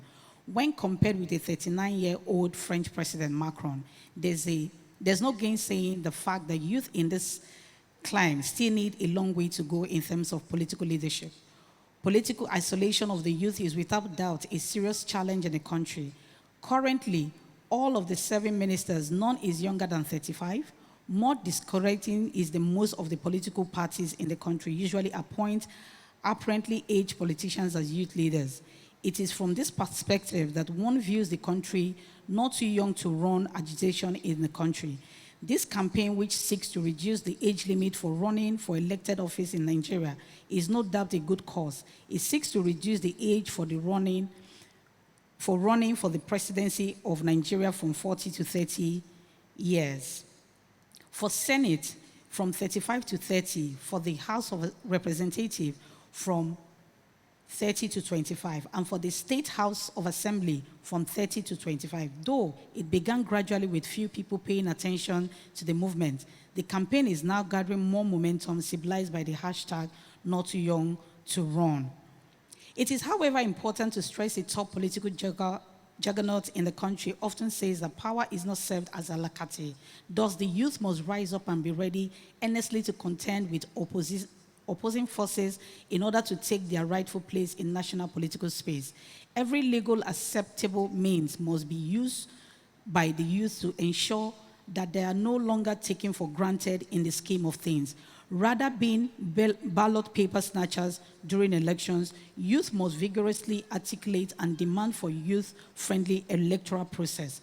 It could be like making the age limit for voting to be youth inclusive and establishing favorable legal conditions to enable youth to actively involve in election instead of giving quits from a geopolitical zone, threats to fellow Nigerians, and the youth should start channeling their highly resourceful energy towards fighting injustice and nepotism within the system. Now, with all of this, my question to you is, what are you doing in your space? Seated here this morning, we have youth in the tech space, we have youth in agric, we have youth in human resources, we have youth in the medical space, we have youth in all space. What are you doing in your own space?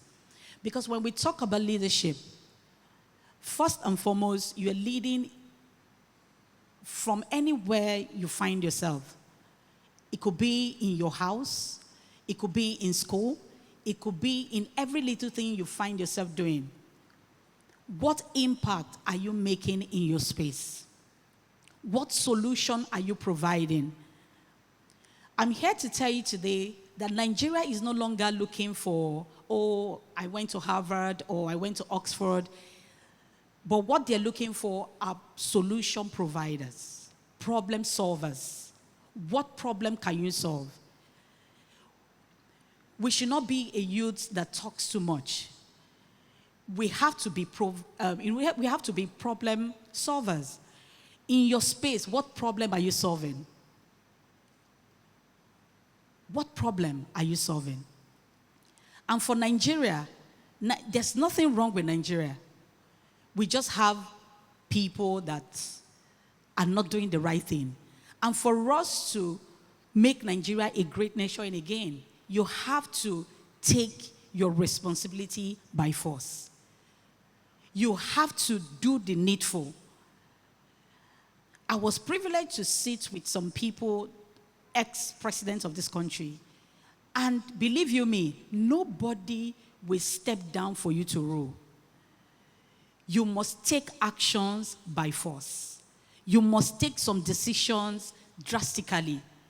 And the only way you can take those decisions or those opportunities is by the evidence of what you've been doing or what you can do. You must have a track record of things you've been doing and how well are you doing them.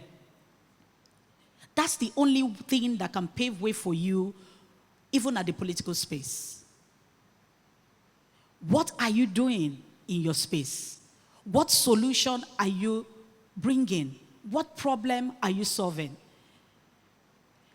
At some point in this country, in my early 20s, I decided not to sit among the bandwagons, people that talks and just talk and just talk. I refused to be loquacious. What did I do? I sat down to write a book about Nigeria that contains 36 topics on how we can move this nation forward. And the book title is Nigeria Change Begins in the Mind.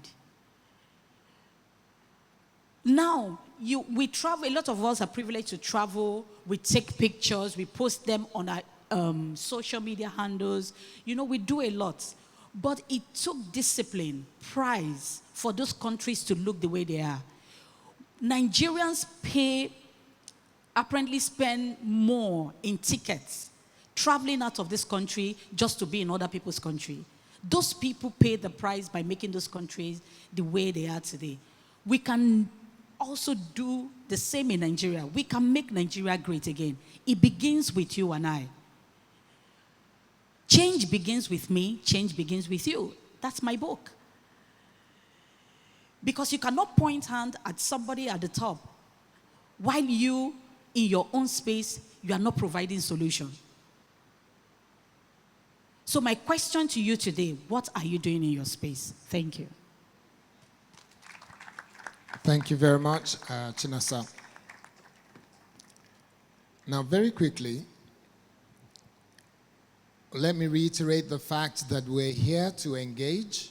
So please don't feel so comfortable and think you're here to listen and to go home and think. But rather, we need you to hear, listen very attentively, and share your thoughts with us, because this is an engaging conversation we're going to have. But let me share my own thoughts.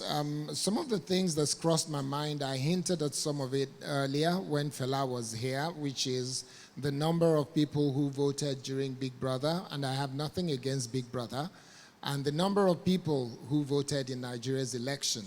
If we choose to concentrate our attention to the things that excite and entertain us, then we will be in a situation where the things that will edify and grow us will suffer. Because if we are only interested in immediate gratification and not long-term, then we will get the immediate gratification.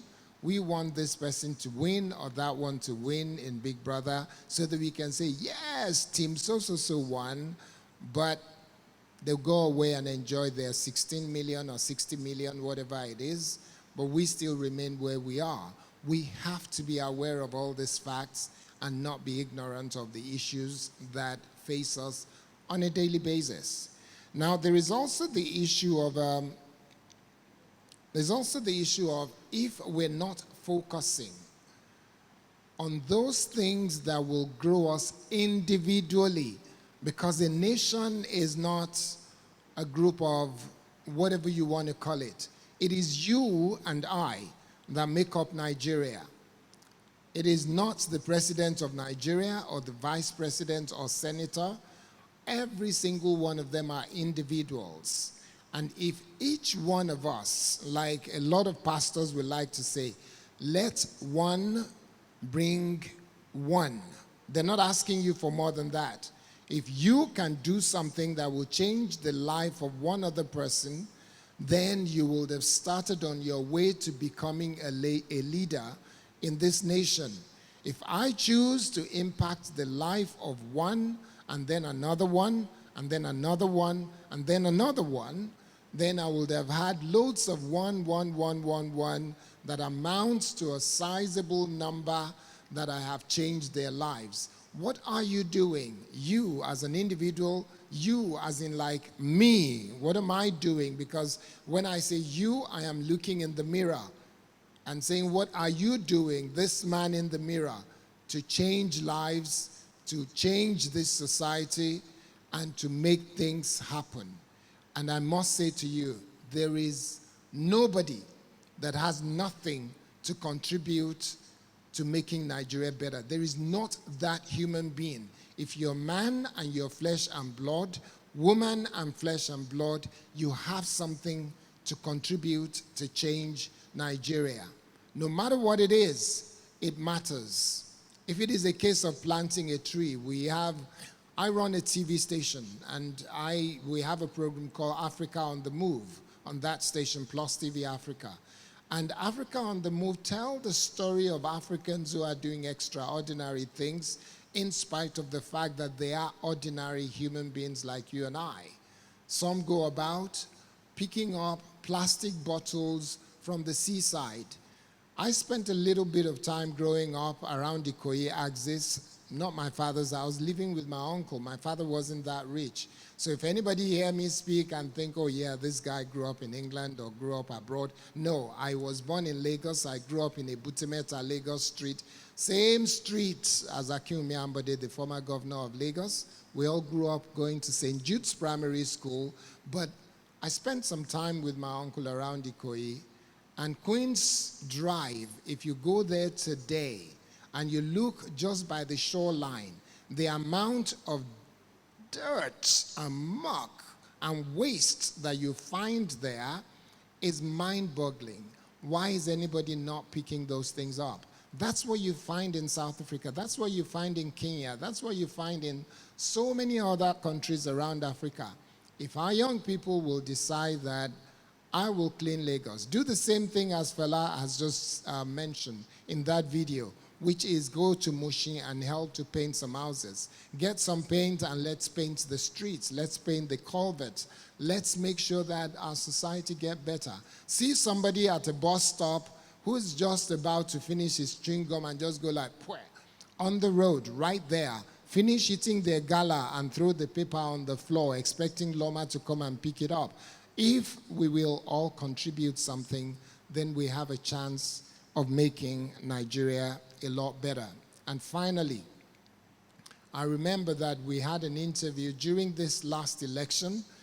Dele Momodu was not contesting, but he came to our studios at Plus TV Africa, and he granted an interview.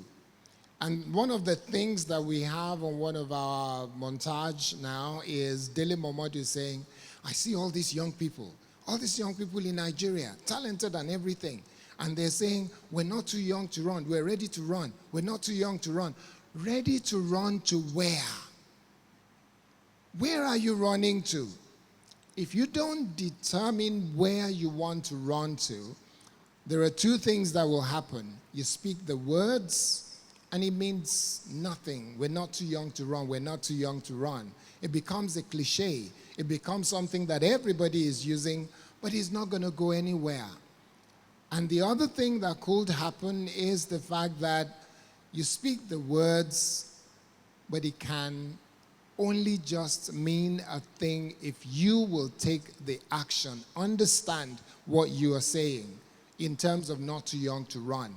Not too young to run does not mean you're ready to run for office. Running for the office of the person that is going to change your street, that is going to change the people around you, that is going to change the things at work, that is going to influence people in your little community, in your church, and all the other places where you operate. You've got to be willing to become an influencer. Not in terms of influencer that you hear about on social media, on Twitter, Instagram, Facebook, but an influencer in your immediate community where it matters.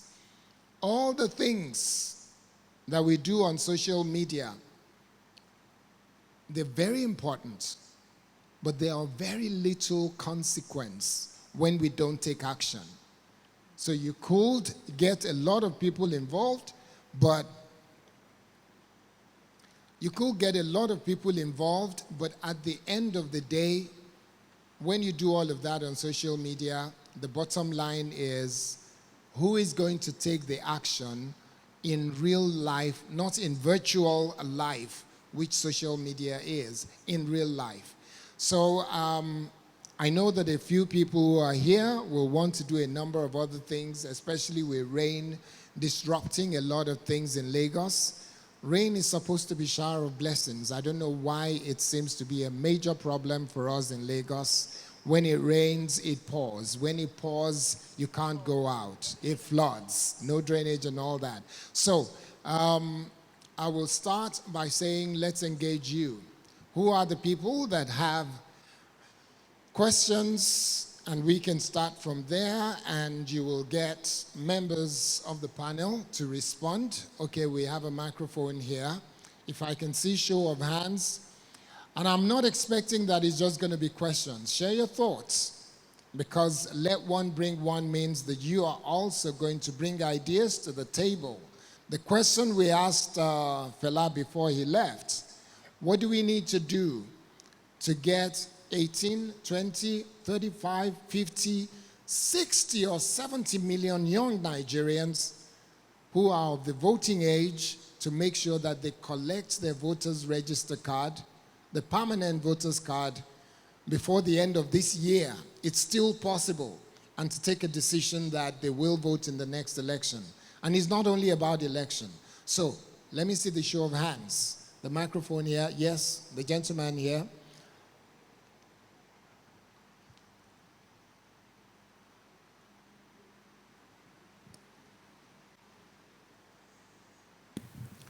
All right. So you have just 60 seconds, 1 minute, and you'll need to tell us your name and then go ahead and ask your question and make it really short so that we can all go around everybody, because we have limited time. Thank you very much. All right, thank you very much. My name is Daramola Olaito. I really appreciate this great conference by the pastors. I've been organizing this for the second year. Actually, I've been saying this for a long period of time, and I'll continue saying it, that due to what I had this morning, it makes me to know that, yes, we are available to take charge. Because some people don't say that Nigerians cannot move forward. I said it's only meant for those that don't have what it takes. But I believe that some of us that have what it takes, we are not really getting people that want to really move us. Because you said you are available. Someone should be available also to drive the move. So which I so much believe about that we are available. I tell them that I don't need to blame Buhari. I will blame myself. Like the videos I watch, that what is my own quota to the little community that I live? What did I want to do about it? Like the issue of the question I want to ask is that our local government, what can we really do? Like this Trinity leadership, can we have a center over there that will start from our local environment? We'll be having Trinity leadership conference in our, like maybe I came from Otawori. We try to organize youth forums there from others local department, local government department areas also do that, we're coming together. I believe something will be coming out from that areas, little by little. Because a drop of the water makes a ocean, which I so much believe, sir. Thank you very much. Okay, thank you. Next. Okay, the lady there in blue and pink, I think. Yes. Are there any other hands? Okay, I will take the gentleman here on the right-hand side. Yes, if you come behind her, and then the gentleman in black T-shirt, so that we'll take three straight away. Okay, the gentleman in front in white shirt can join, and then we'll just take those four straight away. The gentleman in white shirt on the front, please join the queue. Yes, your name and your question or comment in 60 seconds. My name is Blessed Mercy, and my question is, okay, to everybody though, but I think particularly to Mrs. Chinasa Amechi, because I followed you a lot on Wimbies and She Leads Africa. And my question particularly is, how can we bring value into female leadership? Because the same question I've asked so many times at different places, different people, and the same question I keep getting is, the same answer I keep getting, is female naturally are not meant to lead. When I say meant to lead, it's not like they cannot be head of organizations and everything, but when it comes to a community where male are dominant, it is believed, probably because of the ego or anything, I feel the opportunity for female to lead is not really good enough in our country. And then how can we bring in that value? It is not about the woman, it's about what she has to deliver. So what do you have to say to this? Okay, next. Good morning, everyone. My name is Ismail Ogunshola.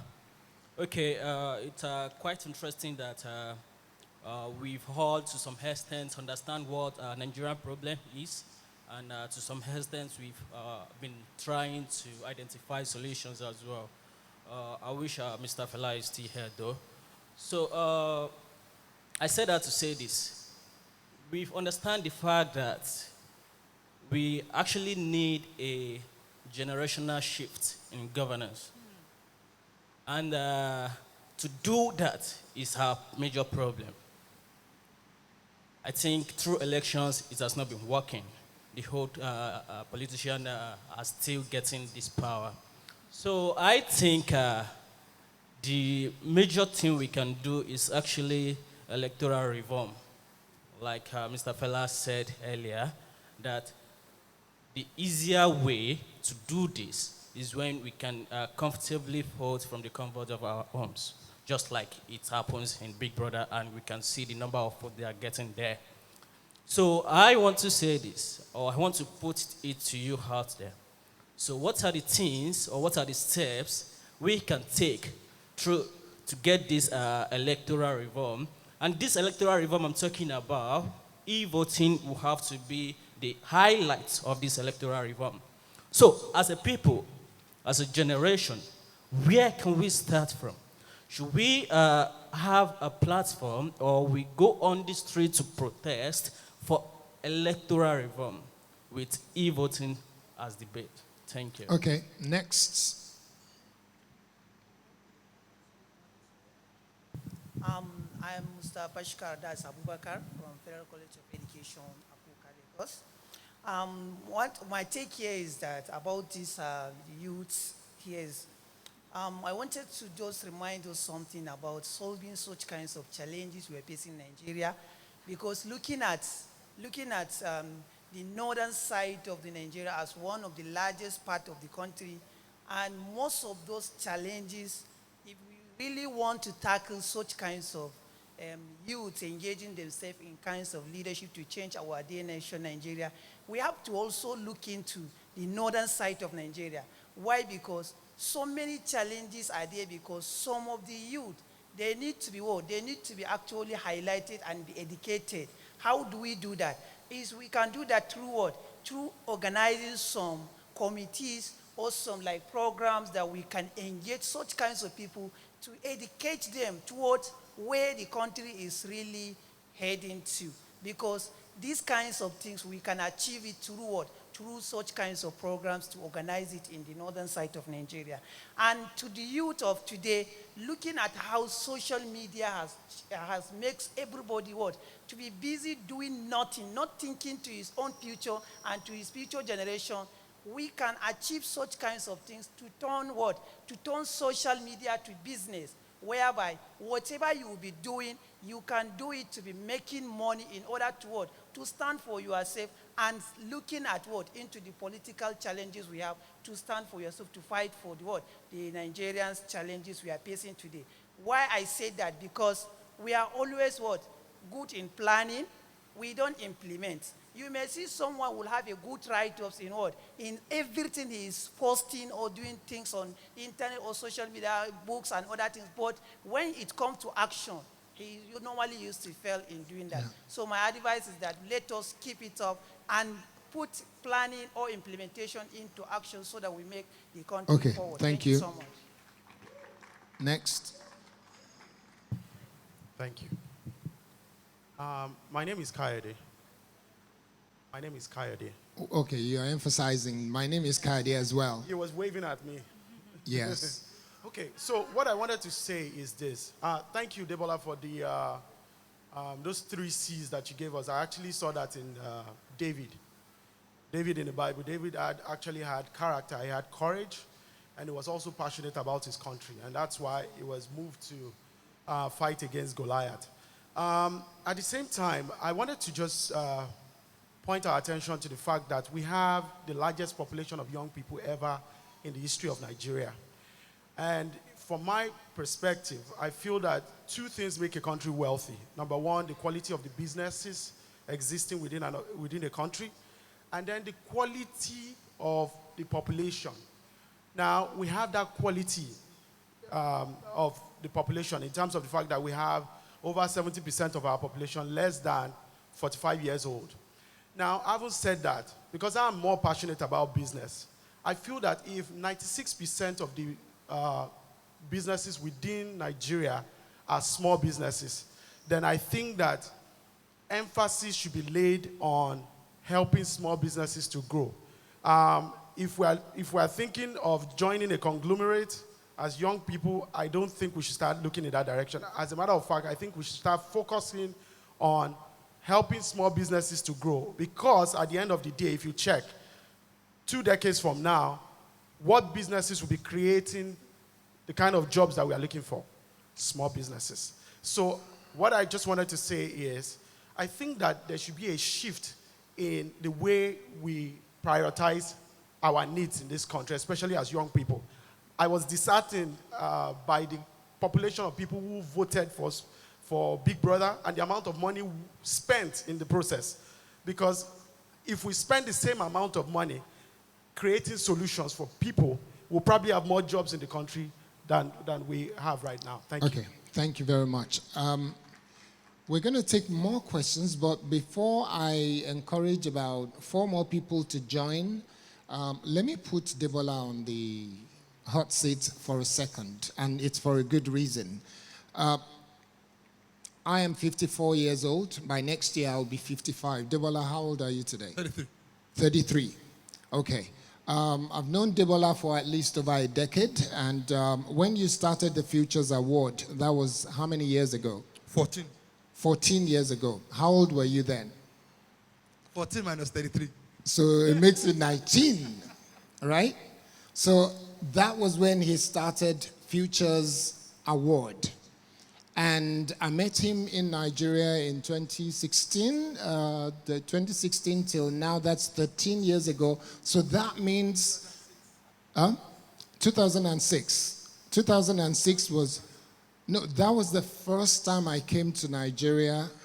No, I came to Nigeria in 2006. I came to Nigeria in 2006. I met Debola then, and he was telling me about his vision for young people in Nigeria. And I was looking at him 13, 14 years ago. I was looking at him, look at this young man. What does he know about changing the future of young people, acknowledging those who are doing well, and being in a position where if you celebrate a few young people who are doing well, it will encourage others to do even better, because every single one of us, we have something in us that make us to want to be celebrated as well. So if you see your peers being celebrated, you also aspire to that. Now tell us, how many people have been celebrated by Futures Award? Must be over 2,000 now? Now, out of all that 2,000, let's bring it down to a limited number. On a yearly basis, out of at least 5, 10, 15 people who have been celebrated over the last 14, 15 years, how many of them have gone on to become like, give us some names, like Japheth? Like every young person, you know, probably about 70% of the young people who are taking charge in leadership, in, you know, driving economies, in technology, in Nigeria today, you know, have been through the Future Awards process at some point or the other. So from Toyosi Akerele to Taradu Otoye, T.Y. Bello, M.I. Abaga, the musician, Banky W, Abdul Karim Babaminu, Ifianiebo, you know, there are too many of them, you know, many of them on Twitter, many of them you see on Yadma Olara, Flying Doctor, you know, many of them, you know, the Future Awards has been the catalyst that propelled them to give them a bigger space, a larger voice. But most importantly, and this is something you all need to know, you know, the circles you belong to or the people you consume information from and about go a long way in shaping who you become. MI will always say to me that, you know, Debola, what you guys did for me was not giving me the biggest stage of my life in my early days. It was that I came to your event and I looked into a room full of the brightest and the best young Nigerians. And I said to myself, I will be one of these people. I am not going back to Jos. I am going to be here until I become successful. And so your relationships are very important. What we wanted to do with the Future Awards at the time was that, you see, what society glorifies is what multiplies. So the reason why people will go into government and thieve is because that's what society glorifies. You've heard about many people who are in office who have behaved badly. When they enter into a venue, people are running helter-skelter, ushering them to the front. We've seen poor man who steal Maggie, we get 100 years in jail, and rich man who steal money, we get 1 day in court, and that's it.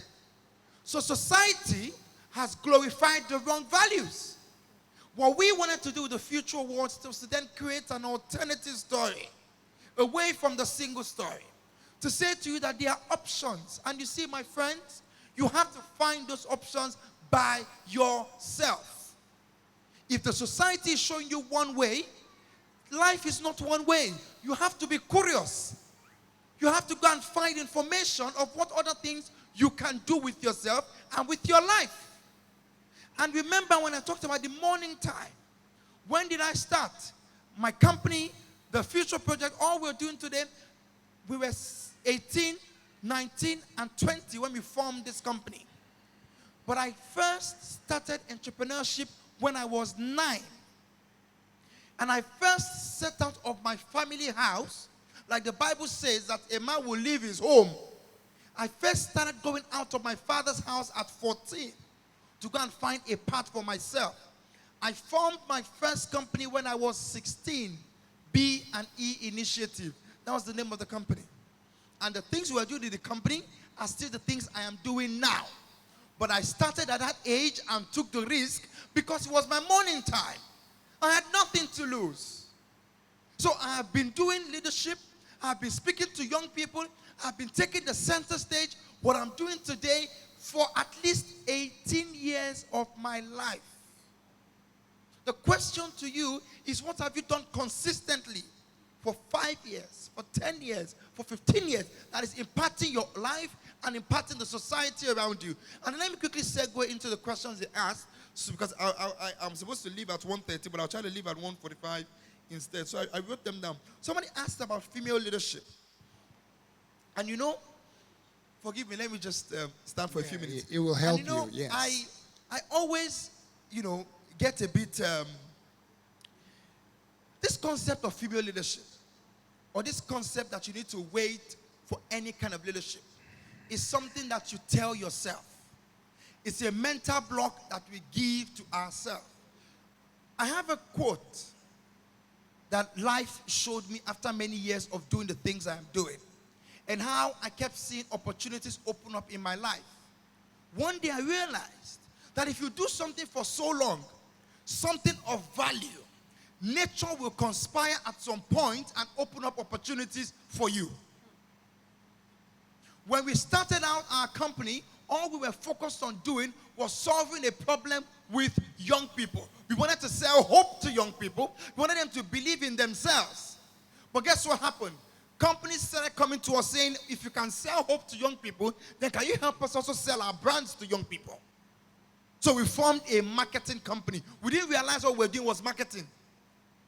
The only thing was we were marketing hope and faith in self. We were solving problems, leading advocacy movements, creating mass movements around ideas. We didn't realize that it was a marketing prowess. All the experiences of our lives in the last 10 years came to bear when we were asked to do the Muhammadu Buhari campaign in 2014 to 2015. All the work we had done for a decade. We did the Buhari election. We got called in Ghana because we created value in Nigeria. We finished in Ghana. We got called in Senegal because we created value. So come back to you, woman. It's a ceiling. It's fear. Go and read about Efusheton Aniwara, one of the richest Yoruba women, one of the richest women ever existed in Nigeria. A woman who was a gun trader to men, buying guns in Germany in the 18th century. A woman. Fulayara Somkuti waited for no one's permission. Galvanizing people and fighting the white men, fighting the colonial masters. She waited for nobody. But she moved. And she made impact. Queen Amina of Zaza. There's been many women. Stella there for God rest her soul did not ask permission from anybody before she insisted that she was going to fix that situation, heal that man, or quarantine him so that it doesn't mess up a whole country. Dora Queen, God rest her soul. She needed nobody's permission.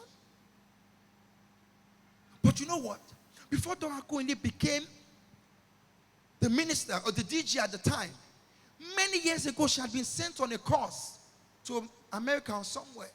And she had returned the money she did not spend back to the ministry or to the president or something.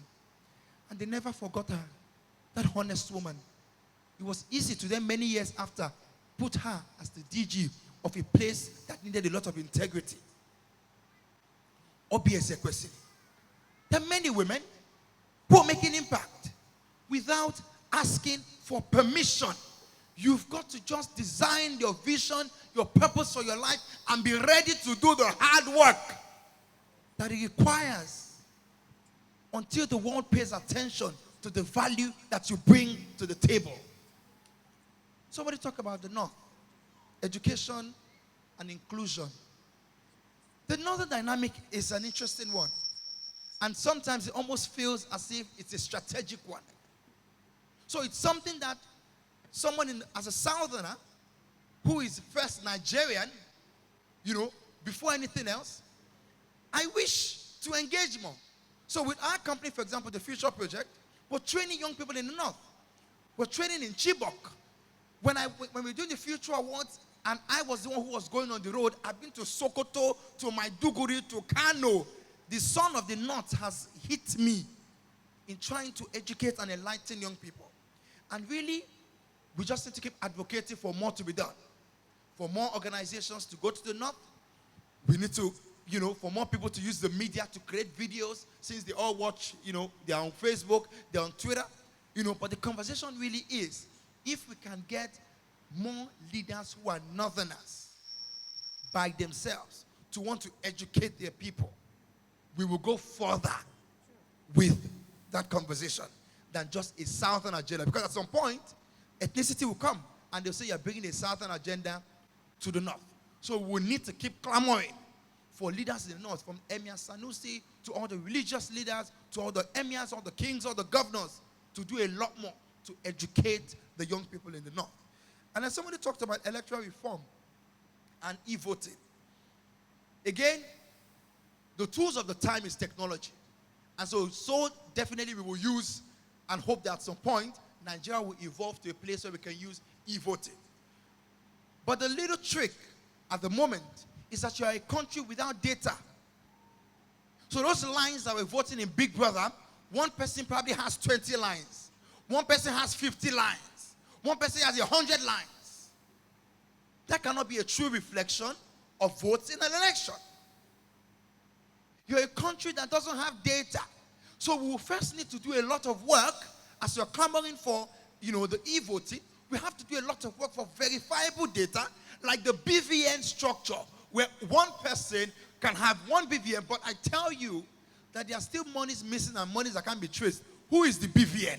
So you see that even that system is being cheated one way or the other. So for us to certify and, really push for this e-voting, we need to ensure that we'll not go and enter into something where they say, you ask for e-voting, I'll take the e-voting now, and then you will now regret it. And finally, social media. I like to speak about social media when I'm in the garden of young people. If the internet is not making money for you, it's taking money from you. Mark Zuckerberg was 19 when he formed Facebook. Kevin Systrom, Instagram that all of you are on, one of the co-founders is 26. You are a common data for all these people. You are in marketing statistics. Who says you cannot come up with a Facebook? We have 1.2 billion people in Africa. We do not need the world for our own successful WhatsApp, Facebook, Instagram. We do not need the world. 1.2 billion people. In Nigeria, there are 92 million SIM cards at the least. If you can only have 5 million of that market, you're a billionaire. What are you going to do in your youth with these ideas? When David became king, it was not because they just woke up on and make David king. It was because when David was a nobody, he had competent. My mic, is that okay? I thought you were telling me to go. I'm going now. So just give me a few minutes. I'm going now. When David became king, it was because he had showed competence in caring for his father's sheep. David has shown character by caring above and beyond, killing a lion for a quote-unquote common sheep. Let me tell you what else David did. David was feeding his brothers every day. They did not respect him. They did not regard him. They would say he's a petulant child. They dishonored him. They didn't think much of David. But because of the character he had, David kept going to the battlefield to feed his brothers every day. And when they went there, he would watch the battleground and also learn. What are you doing when nobody's seeing you? When people are matching your head? When they are spewing shit, quote unquote, on you? How is it building you up? It is those values of David that made God say, if this one can take care of the enemies, a king is supposed to love his friends and his enemies. A king is supposed to fight for every sheep. That's why when an American is lost, the American knows that my country will find me. That's David. And then a king understands the tools of the time. So David did not go to war with chariots and horses. He went to war with a stone. Your tool is the social media, is the internet, is technology. You have to be aware of the tool you have and use it to take the leadership that you want. Thank you. Thank you very much. Because we have to begin the process of rounding up, I decided I'll come as close as possible to the people that matter the most. You who are here, you matter the most. Let me ask you one question very quickly so that we make it as engaging and result-oriented as possible. The first question I'll ask is, how many people here, and I look around, I see faces of young men and women, how many people here, raise your hand if you know your purpose? You know your purpose. You believe you know why you're here on earth. You know your purpose. You actually do know your purpose. You know what you're here to do. Okay, let me start. No, let me look for somebody who has not spoken. Please come. Please come. You know your purpose. Please come. Very quickly. We have to do this very, very quickly. I know my purpose, and that's why I spent about 20 years in the United Kingdom and decided that That's not where I am going to fulfill purpose. There is land of milk and honey, the greener pastures that everybody wants to go to, but I decided this is where I can fulfill my purpose. So, help us. What's your name? Kushanu Kehinde. Kehinde is your first name? Yes. Okay, so Kenny is here. And what's your purpose? Well, I have so many purposes, but the main one is to make difference anywhere I go, and is to be unique. Okay, to make a difference anywhere you go. What are you doing to make a difference anywhere you go? Well, I've not really started doing anything, but very soon. That's fine. I'll pick on another lady very quickly. Your name? Osaini Busayo. Okay, this is Busayo. Come this way so that everybody can see you. What's your purpose? To raise teens and youth of unrivaled integrity. Okay, so what are you doing to achieve that? Like I plan on having an entrepreneurial skill in conjunction with the state, God helping me to build them in skills like entrepreneur. How old are you today? I'm 22. When are you going to start that which you believe is your purpose?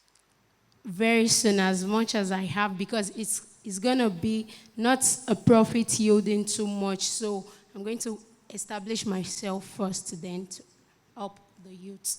Okay, Debola, please note what she has just said, because you're going to speak to the fact that sometimes you don't need money to start in achieving your purpose. Thank you very much, Busayo. Let me ask the young lady here. She is my colleague. I love her dearly. Your name? Irene Ubani. Okay, what's your purpose? Giving young people the platform to help others with their strength. So I'm a media person, and I get to meet people at the high places and those that do not have the opportunity to, do whatever they want to do. So what I do is I bridge that gap. You have a skill in videography, cinematography, whatever it is. You have a skill in finance. There are young people who, the country does not have, our unemployment is really high. So what I do is I find these people, usually you pay for it. I find those people that need this help, and then I synergize these guys all for free. So I already started it. I've been doing it for a very long time now. Okay, big round of applause. Thank you very much. Let me look for another young man here, very quickly. What's your name? My name is Sunday Odumosun. Okay. How old are you? I'm 29. What's your purpose? My purpose is to help the less privileged in the world, but now we are working on it presently. We feed people and we clothe the less privileged one.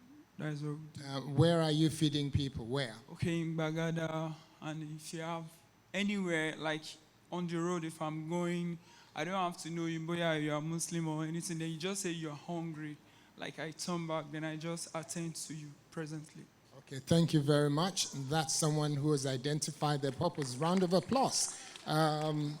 Okay, yes, my dear. I've got 2 more minutes and only taking 1 more person. I'm Abdul Fattah Adenike. What's your purpose? Abdul Fattah Adenike. So you're Adenike. Yes, sir. My purpose is to influence people, to be able to look at what I do and also try as much as possible to do the same in their own way. Like, I have a business of my own. I'm an entrepreneur. I have 2 businesses. I'm a photographer and I produce. So by producing, I try, it's hard because people see it as something that is not, it doesn't have NAFDAC number or... no NAFDAC number. Don't worry, you won't need NAFDAC number to achieve your purpose. So they put forward the question that this thing is not yet in the market, so how do we help you? So I told them that try it. After trying and you see the work, you'll be able to tell others. Okay, thank you very much. Excuse me, just a quick one, please. For those of you that have ideas, part of the agenda of this meeting is to support at least minimum 5 businesses. So if you have a unique idea, okay, please quickly write it down and give it to any of the ushers, okay? Before the end of this, we will be offering some support to some small and medium businesses. Okay. Okay, the last person. What's your name? Good morning. My name is James Godswill. Okay, how old are you? I'm 30.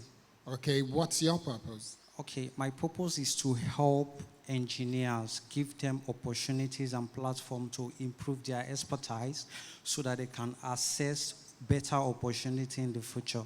I started this when after my secondary school, I didn't actually have an opportunity to get into higher institution, but I decided I was going to build something for myself. So I walked up to an organization that does something similar to where I want to be. And I told them I want to work for free. They gave me a platform and I built myself. 10 years down the line, I'm a professional, a graduate of mechanical engineering. I have an organization of myself. I have IT students. So in terms of your purpose, though, are you fulfilling? I'm fulfilling, thank you. Thank you very much. Okay, so because we have very limited time. Yeah, so let me just quickly answer that Yeah. because it's 1:45. I've run over the time to depart. Money, my dear, anything can be your stumbling block to your success in life. It can be money, can be a bad limb, can be your color, can be your gender. You have a bouquet of excuses. There is a pot of excuses in front of every one of us, and we can dip our hands inside and pick as we choose. So it's up to you. If you think money is stopping you from your purpose, c'est la vie. When we started out as teenagers, we had no money. All we had was ourselves. What did we choose to do? We chose to go and lend ourselves to other people. We chose to go and serve other people so we can build the emotional bank, the people bank that can ultimately then help us achieve our own dreams. So if you don't have money, money in actual fact comes from somewhere, either people, either from an idea, from a business, from the bank. But money really and truly comes from human beings. So why not go and find people? Family and friends. If you don't have family and friends, why not go and serve other people? How about you get a job? How about you get a job, the one that you think that you are above? Yes, that job that you think is beneath you, but can pay you a salary. How about you consider it? How about you find partners to start your idea? So that way, it will not just be one man. It will be two people with two different strengths, two different relationships and network coming together to build something. There is always a way out. You just need to be truly passionate and work hard until you find it. Okay, if you hand over the microphone to Chinasa. So thank you and forgive me. I have extended beyond my 1:30. Thank you so much, guys. Okay, well, Debola is about to leave, so want to say thank you for his contribution. He's a young man, like I said, we met 2006 in Surulere. I'll never forget. And he was just about 19, 20 years old then. And he said he wanted to create Futures Award. I thought, how? But he has done it. That means without any money as such. But he's been able to do it, and you can do yours. Chinasa, over to you. Wrap up quickly before we begin the final wrap-up. Okay, quick one. My dad used to tell me something when I was much younger that 20 friends cannot work together for 20 years. If you are 20 today or you're 15 and you're friends, maybe you are 20 in numbers, you can't work together for 20 years. You have to find your path. As a young person, you must find your path. You must discover your purpose. You must discover why you are here, like our moderator has said earlier on. And thirdly, we must learn to serve. Most of the opportunities that came to me in life came at the place of service. Look for somebody that does what you love and attach yourself to those people. Begin to serve. In the place of service, you learn. In the place of service, you'll be recommended. Recommendations will come at the place of service. Everything is not about money. If you put money first, you will never go far. Put service first. There are places service will open doors for you that even your certificates would not.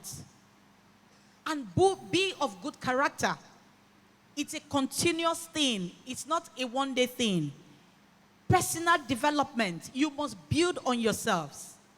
You must learn, you must get certification, you must go for courses that contribute to a better you. Because you cannot give what you don't have. So you must get information, you must build yourself. You must get enough knowledge about where you want to be in the next 5 to 10 years. Personal development is key. Don't see it as another day of coming for a conference and you are going home. No. You must pick something here today and begin to run on it. Mr. Falabi Okeda is here today. He has taught me a lot of things. I go to him. I learn. So it's not an automatic service. Because from the little you are doing today, we determine what you occupy tomorrow. Please, I beg you, begin to work on yourself. By so doing, you'll get a better Nigeria. Thank you. All right. Thank you very much. I'll let Falabi to round up, but just before he does that, the reason I'm asking about your purpose is this. I will need everybody here. When you leave this place, you need to go and sit down and identify your purpose. I have set up a TV station, Plus TV Africa. We're based in Victoria Island here, and we're doing stuff. And every day I wake up, I go running, I prepare for the day, I finish my running, I get ready for work, I go to work. I do an average of about 3 to 5 kilometers minimum on a daily basis to run, exercise, keep fit, keep my mind alert, sharp, and then go to work. And I'm there from morning till night. And I can do this 7 days a week. The only break will be to go to church on Sunday because I need to have my spirituality taken care of as well. So all of these things I'm doing because I know my purpose and I am trying to fulfill it. So I never get tired.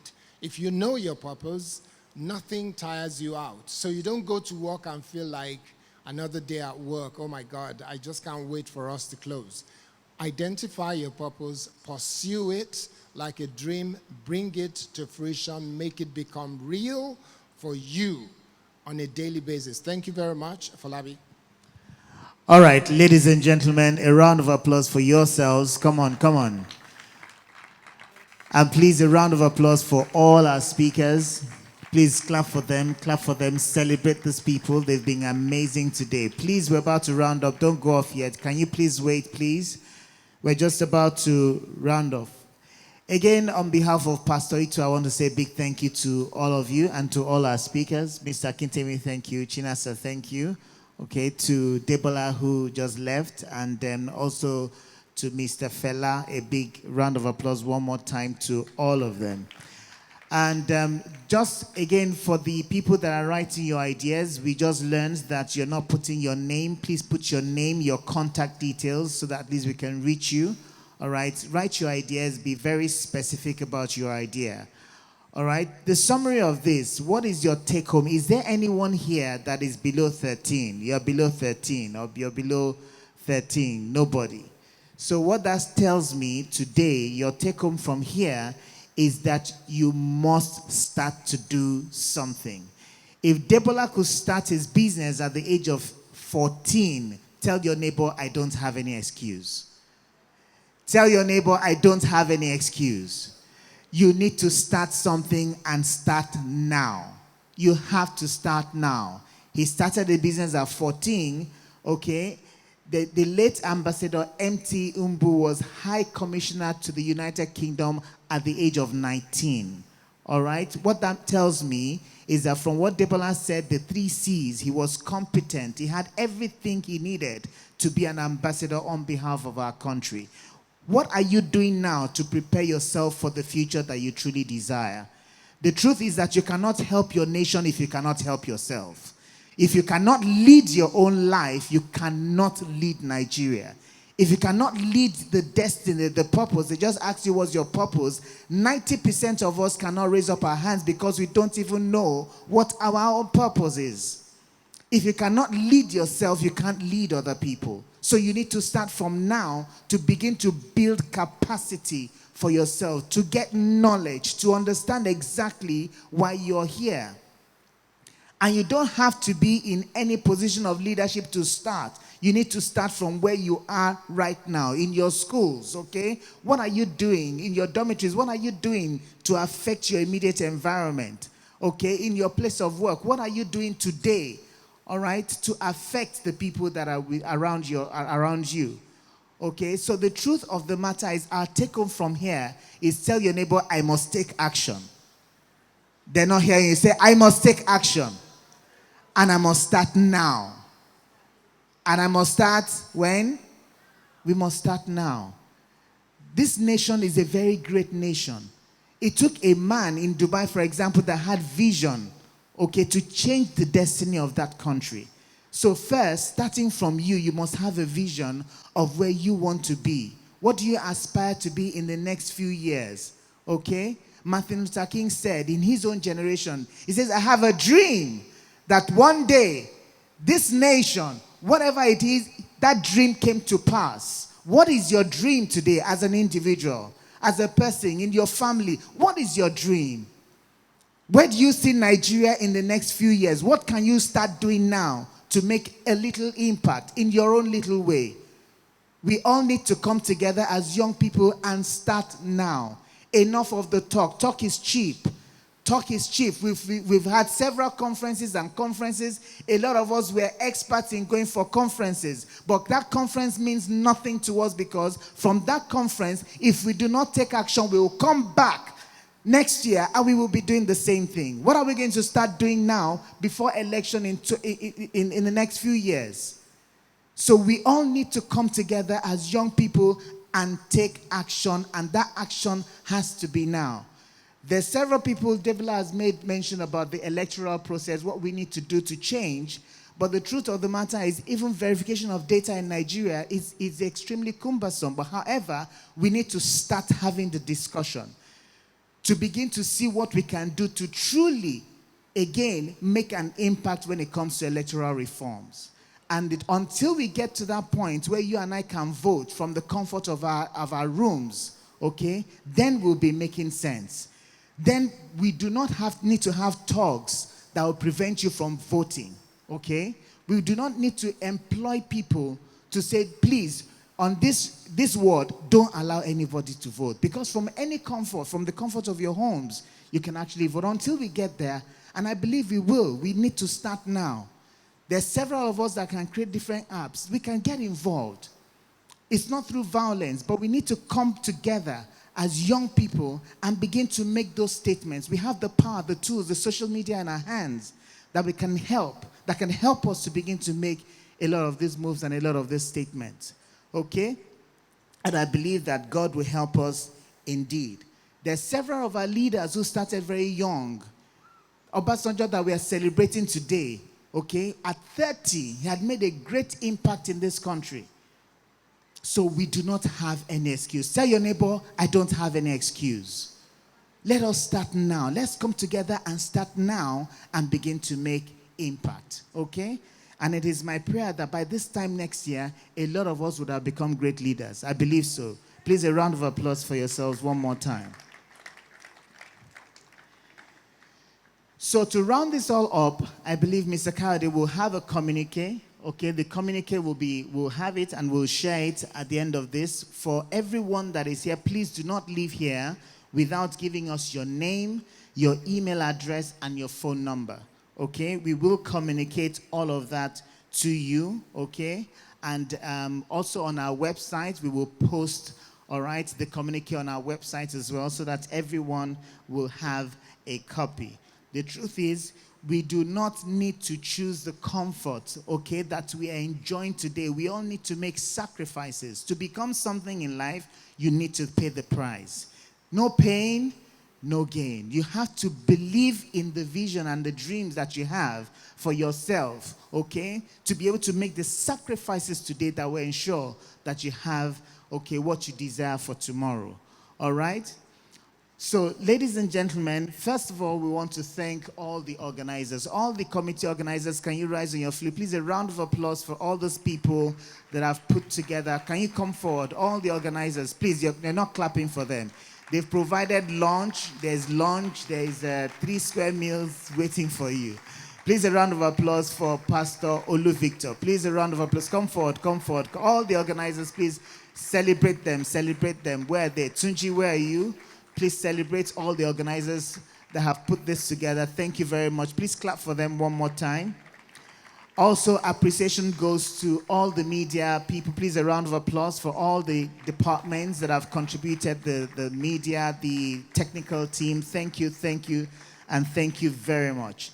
And there's so many people that have also contributed in cash and in kind to make this event a huge success. Please, a round of applause to Mr. and Minister Robert and Mrs.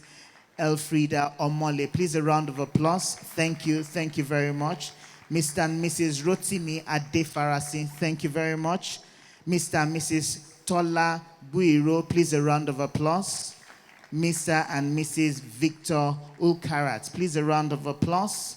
Mr. and Mrs. Uhoma Okorafo, Mr. and Mrs. Kende Lakpite, and to their organizations as well. We have Stanbic IBTC, a round of applause for Stanbic IBTC, who also contributed to the success of this event. We have Green Life Pharmaceuticals. Please, a round of applause, Green Life Pharmaceuticals. Funds Electronic Transfer Services. Please, a round of applause to them as well. Pillar Oil, a round of applause, Pillar Oil. And Sakol, a round of applause for Sakol. And our very own Elizabeth R., a round of applause to Elizabeth R. for providing some of the chairs and some of the things we're using today.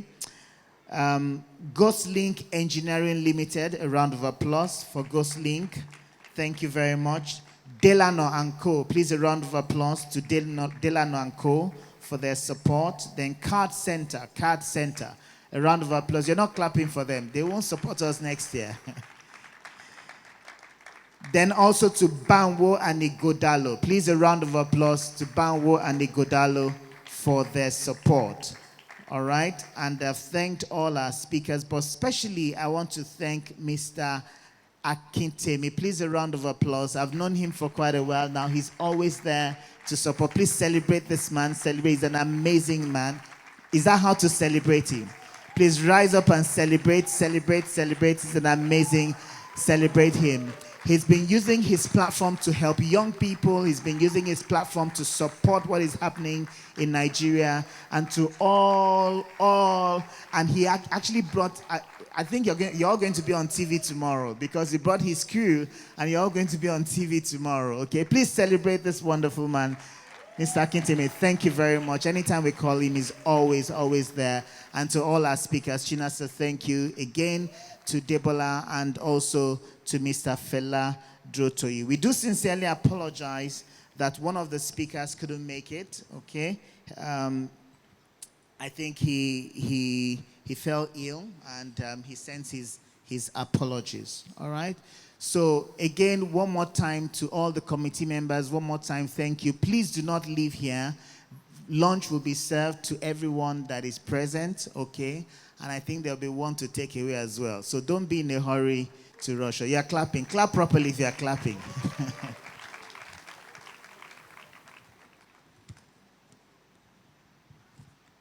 Okay.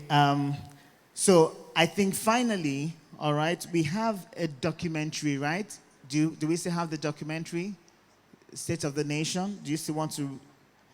Do we have the documentary? Yes.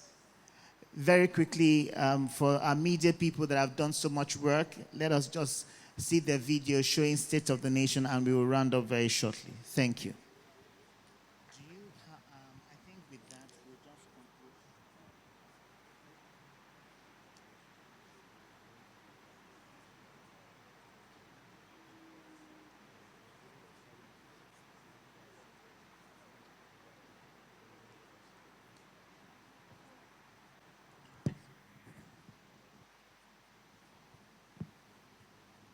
Right. But let's keep talking. What is a marriage worth? Which comes first, my happiness or my marriage? The Bible says, love your neighbor as yourself. But you know what? Love cannot be trusted. You know why? Because love cannot guarantee loyalty. It cannot guarantee faithfulness. It cannot even guarantee happiness. Love is a luxury I cannot afford. Love? The Bible? God? Well, God's dead. God is not dead.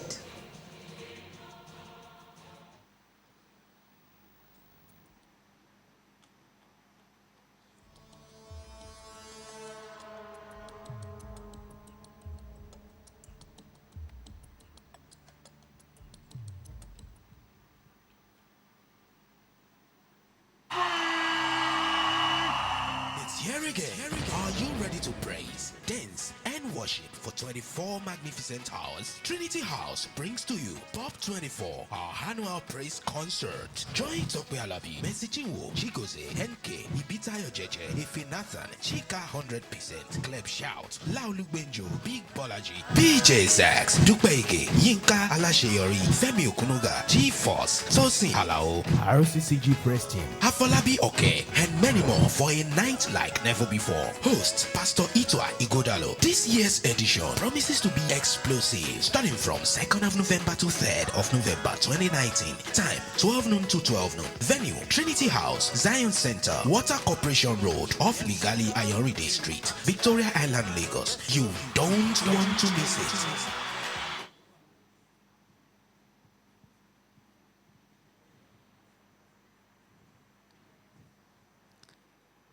Is that all you're showing?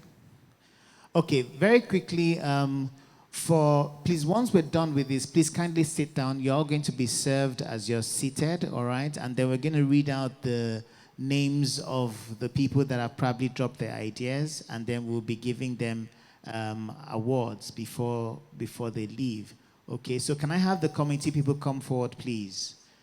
Just come forward and come and read out the names where they're serving. Just sit where you are. Don't worry, they'll give you your lunch while you're seated. Can I have the committee come forward, please?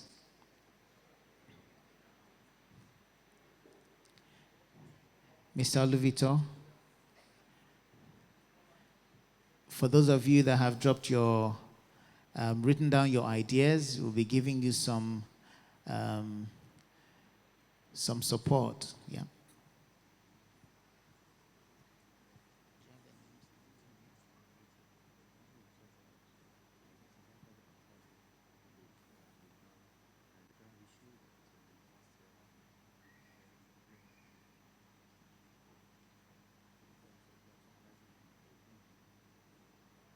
Okay, so while that is going on, they say they're collating. While that is going on, I just want Mr. Akintemi to give us a quick summary from all that we have heard today. Thank you.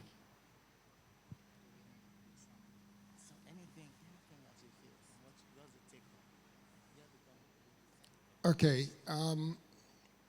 I guess the essence of this whole thing has been to start a conversation or continue the conversation on youth leadership in Nigeria, youth and national leadership, and the fact that there is a need for us to recognize the fact that Nigeria's population, 120, how many millions now? 202 million according to some people, and that number is being disputed by some, but that's the kind of number we're bandying around. Even if we were 180, even if we were 150 million, we'll still be the largest nation in sub-Saharan Africa. In the whole of Africa, I don't think there is any other country that's up to 150, 180, 200 million. None. So we're the largest black nation in the world. And the statistics or demography indicate that we've got about 60% of our population are young people below 35. So there is a need for us to make sure that the highest number of people have a representation in government and in everything that we do, which is the essence of why the Trinity Foundation has said we have to talk about youths and national leadership in Nigeria. What we have succeeded in doing, from Feladro to Chinasa Amechi to Debola Williams, and of course from the contribution of Falabi Oke and myself, what we have succeeded in doing is to stir something in your heart, in your soul, in your being, that make you want to find a way, one, to identify your purpose, two, to begin to fulfill it, and three, to go out and do something. Don't leave this place today without the intention of being able to do something that is different from what you did yesterday or before you came here. Whether you're going to impact somebody in your neighborhood or in your church, at work, and so on, and they say something has changed about you, then you can say that you just attended a conference for young people, and one of those things that they discussed was my purpose, how to fulfill it, and what am I doing today. Like Debola said, it's not when you have money that you can fulfill purpose. It's not when you have plenty of influence, that's not when you can fulfill purpose. This is part of what you have to take away from this conversation today. You don't have to wait for anybody to help you publish your book. Chinasa did not start writing her book because she found a publisher, right? She started writing the book. Publisher will come. Every single religion, and I'm saying this with all sense of responsibility, there is no religion on earth that will tell you that don't do anything until you have confirmation from some God or from God. You go out and you start. You begin to do, and then God will add to that which you have started. And that's the way it works. Everybody's got to start something. Even God, everywhere in the Bible, you will find that he kept saying, what do you have in your hand, Moses? What do you have in your hand, you? What do you have in your hand? What have you got in your hand? That's your purpose. If you can identify it, you can use it to achieve every single thing that you were created to achieve. Falabi, I think we're about to wrap up now, and I guess, has everybody got their meals? It's being shared. Are there people who have not been served? Can I see a show of hands? Are there people who have not been served?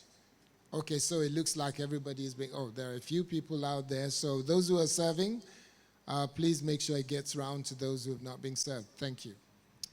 Thank you very much. Okay, is there anyone that has any observation or anything you want to add to all that we have said today? Okay, comments? Yes, please come forward.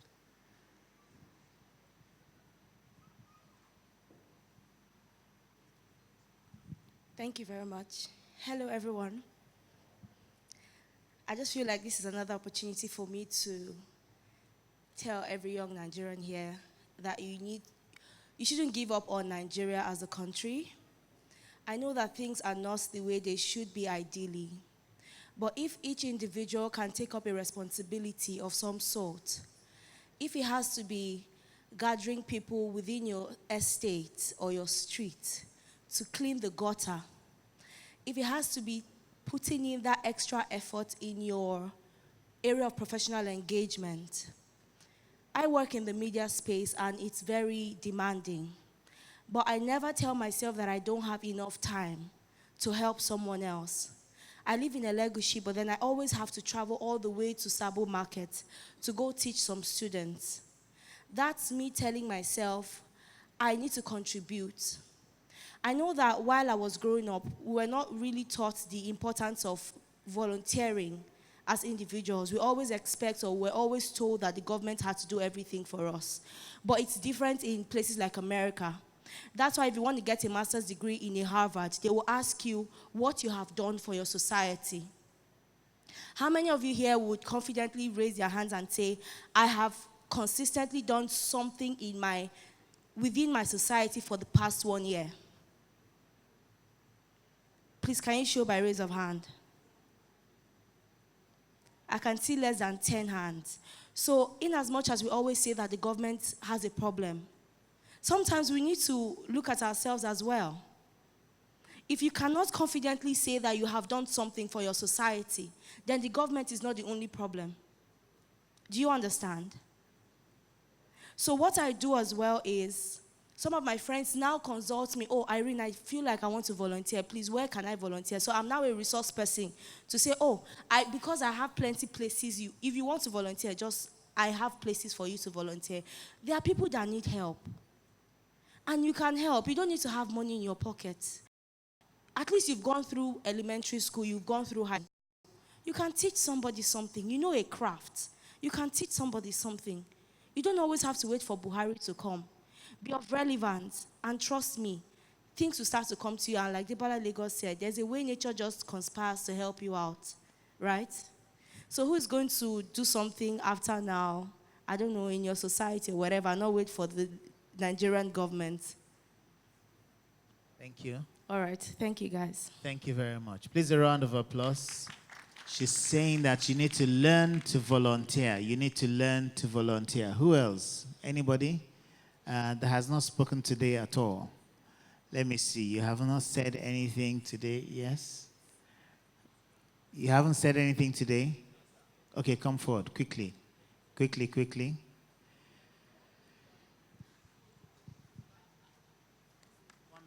1 minute. Thanks, sir. Good day, everyone. I'd like to say something. We have 3 offices in Nigeria. The first is the federal office, the second is the state office, and the third is the office of the citizens.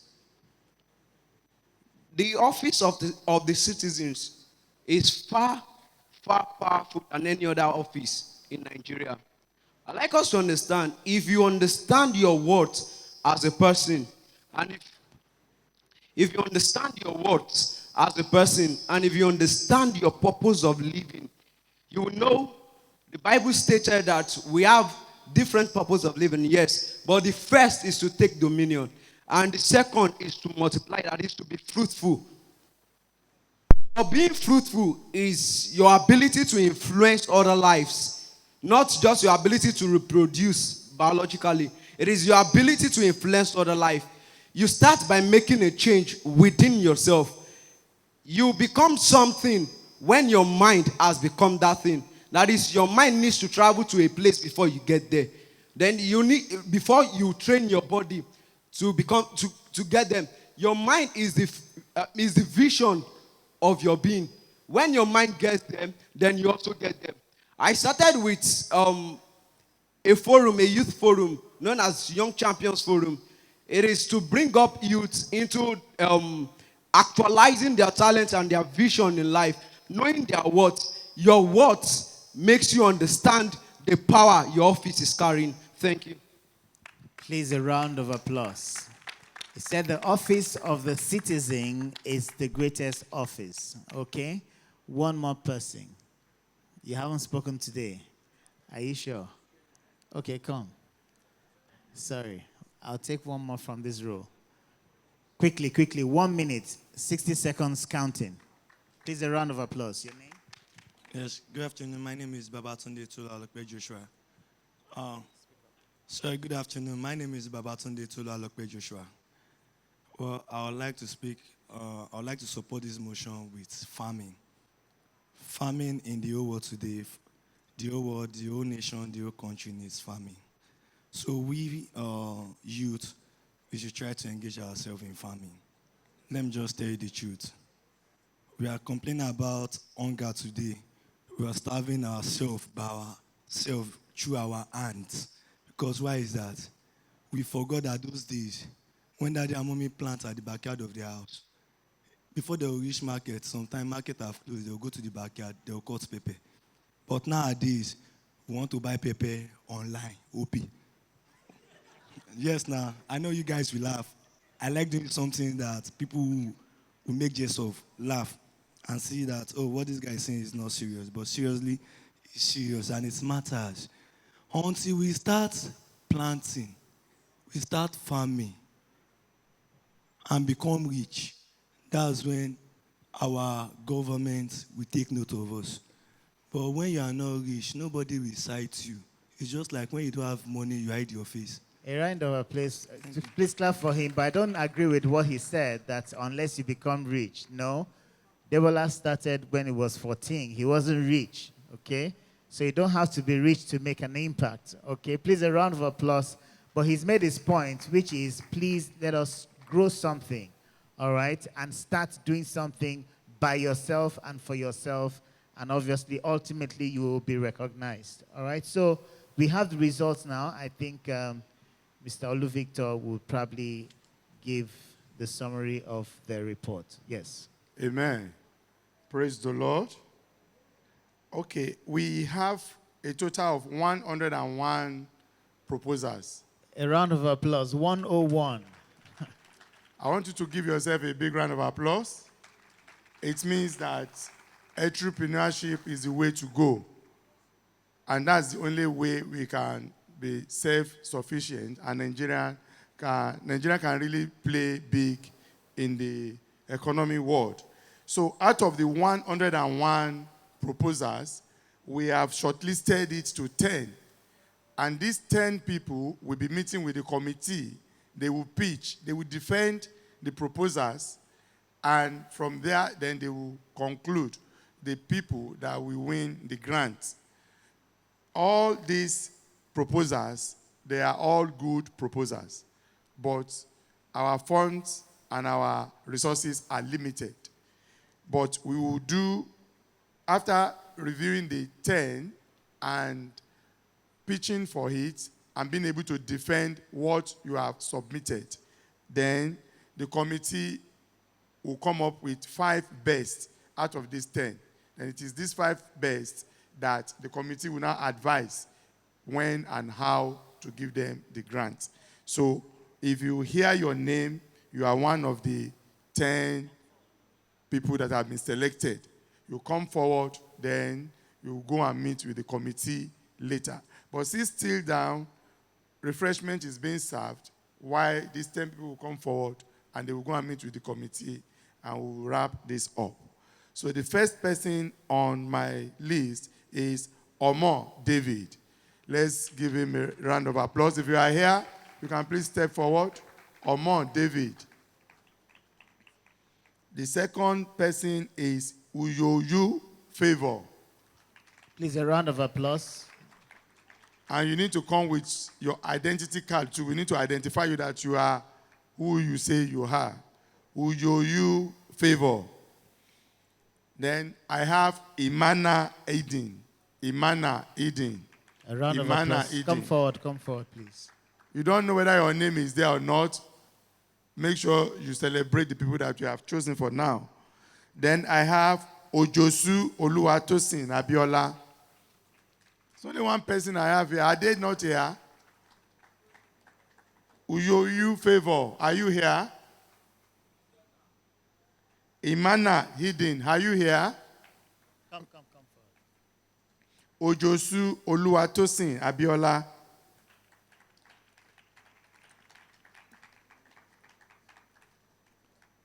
Sufficient Grace, Mr. T. Usameyu Taiwo Jijoho. Abubakar Mama Fashka. Abubakar Mama Fashka.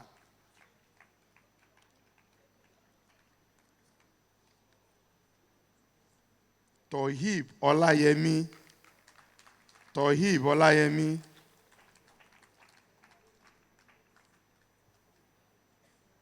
Ayodeji Esther Abosede. Kosoko Adedayo Adewale.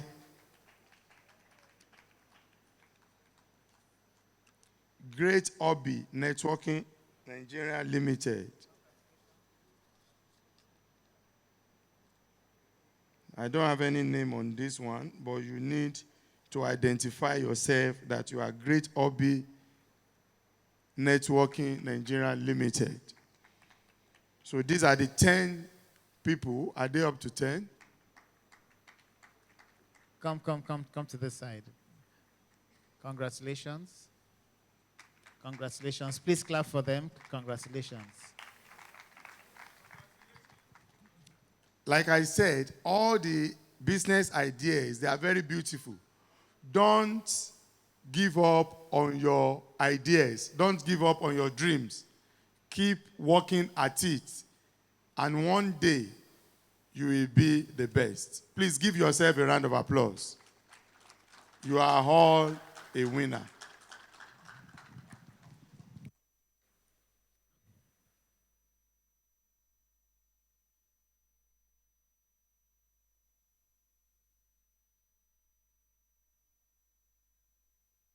Okay, please a round of applause one more time for these wonderful people. All right. So take your handshake and then they'll lead you. Please, can someone come and lead them to the committee members, please? One of the committee, please follow Mr. Lu Victor. Congratulations. Congratulations. Congrats. Congratulations. Thank you. Thank you. And thank you very much. Ladies and gentlemen, we have come to the end of this conference 2019. Please, yes.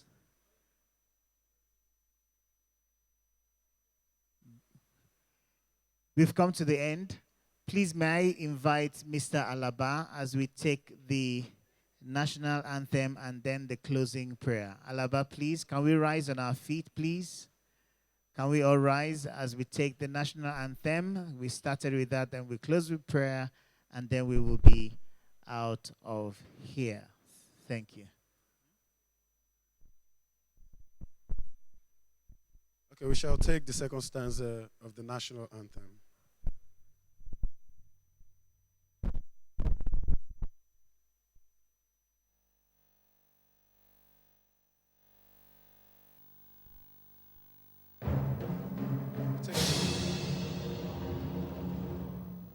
Arise, O compatriots,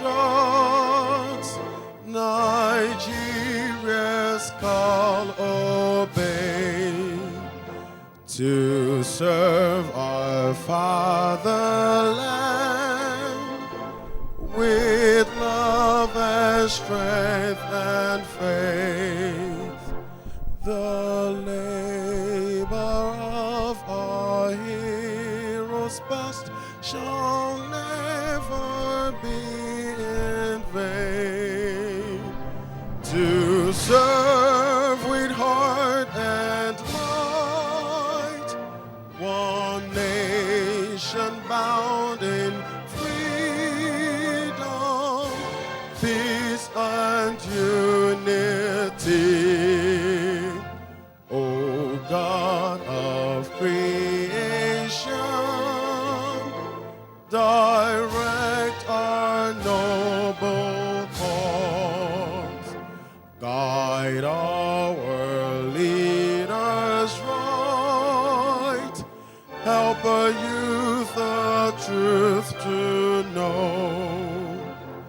In love and honesty to grow, and living just and truth. Great lofty heights attain, to build a nation where peace and justice shall reign. Thank you. Please a round of applause. Let's do the pledge to our country, a new commitment. I pledge to Nigeria, my country, to be faithful, loyal, and honest, and uphold our honor and glory. So help me God. And so, Father, we say thank you for all that you have done for us. Thank you for helping us. Thank you for this year's conference. Thank you that, Father, you grant us the boldness, oh God, to make a change in this country. We thank you because Nigeria will be great again. Father, as your people go, oh Lord, you will strengthen them. You will uphold them, oh God. Father, they will do great and mighty things, oh God, in this great nation. They will do greater exploits for you in the name of Jesus. Thank you, our dear Father. In Jesus' name we have prayed. And we share the grace. May the grace of our Lord Jesus Christ, the love of God, and the fellowship of the Holy Spirit be with us now and forevermore. Amen. Surely, goodness and mercy shall follow us all the days of our lives, and we shall dwell in the house of the Lord forever. Amen. Please, can I have the speakers can you come forward for a group photograph before you leave? The speakers, please, can you come forward, Mr. Kintemi? Please, attendees, should please sit. Be on your seat, please. Don't move anywhere.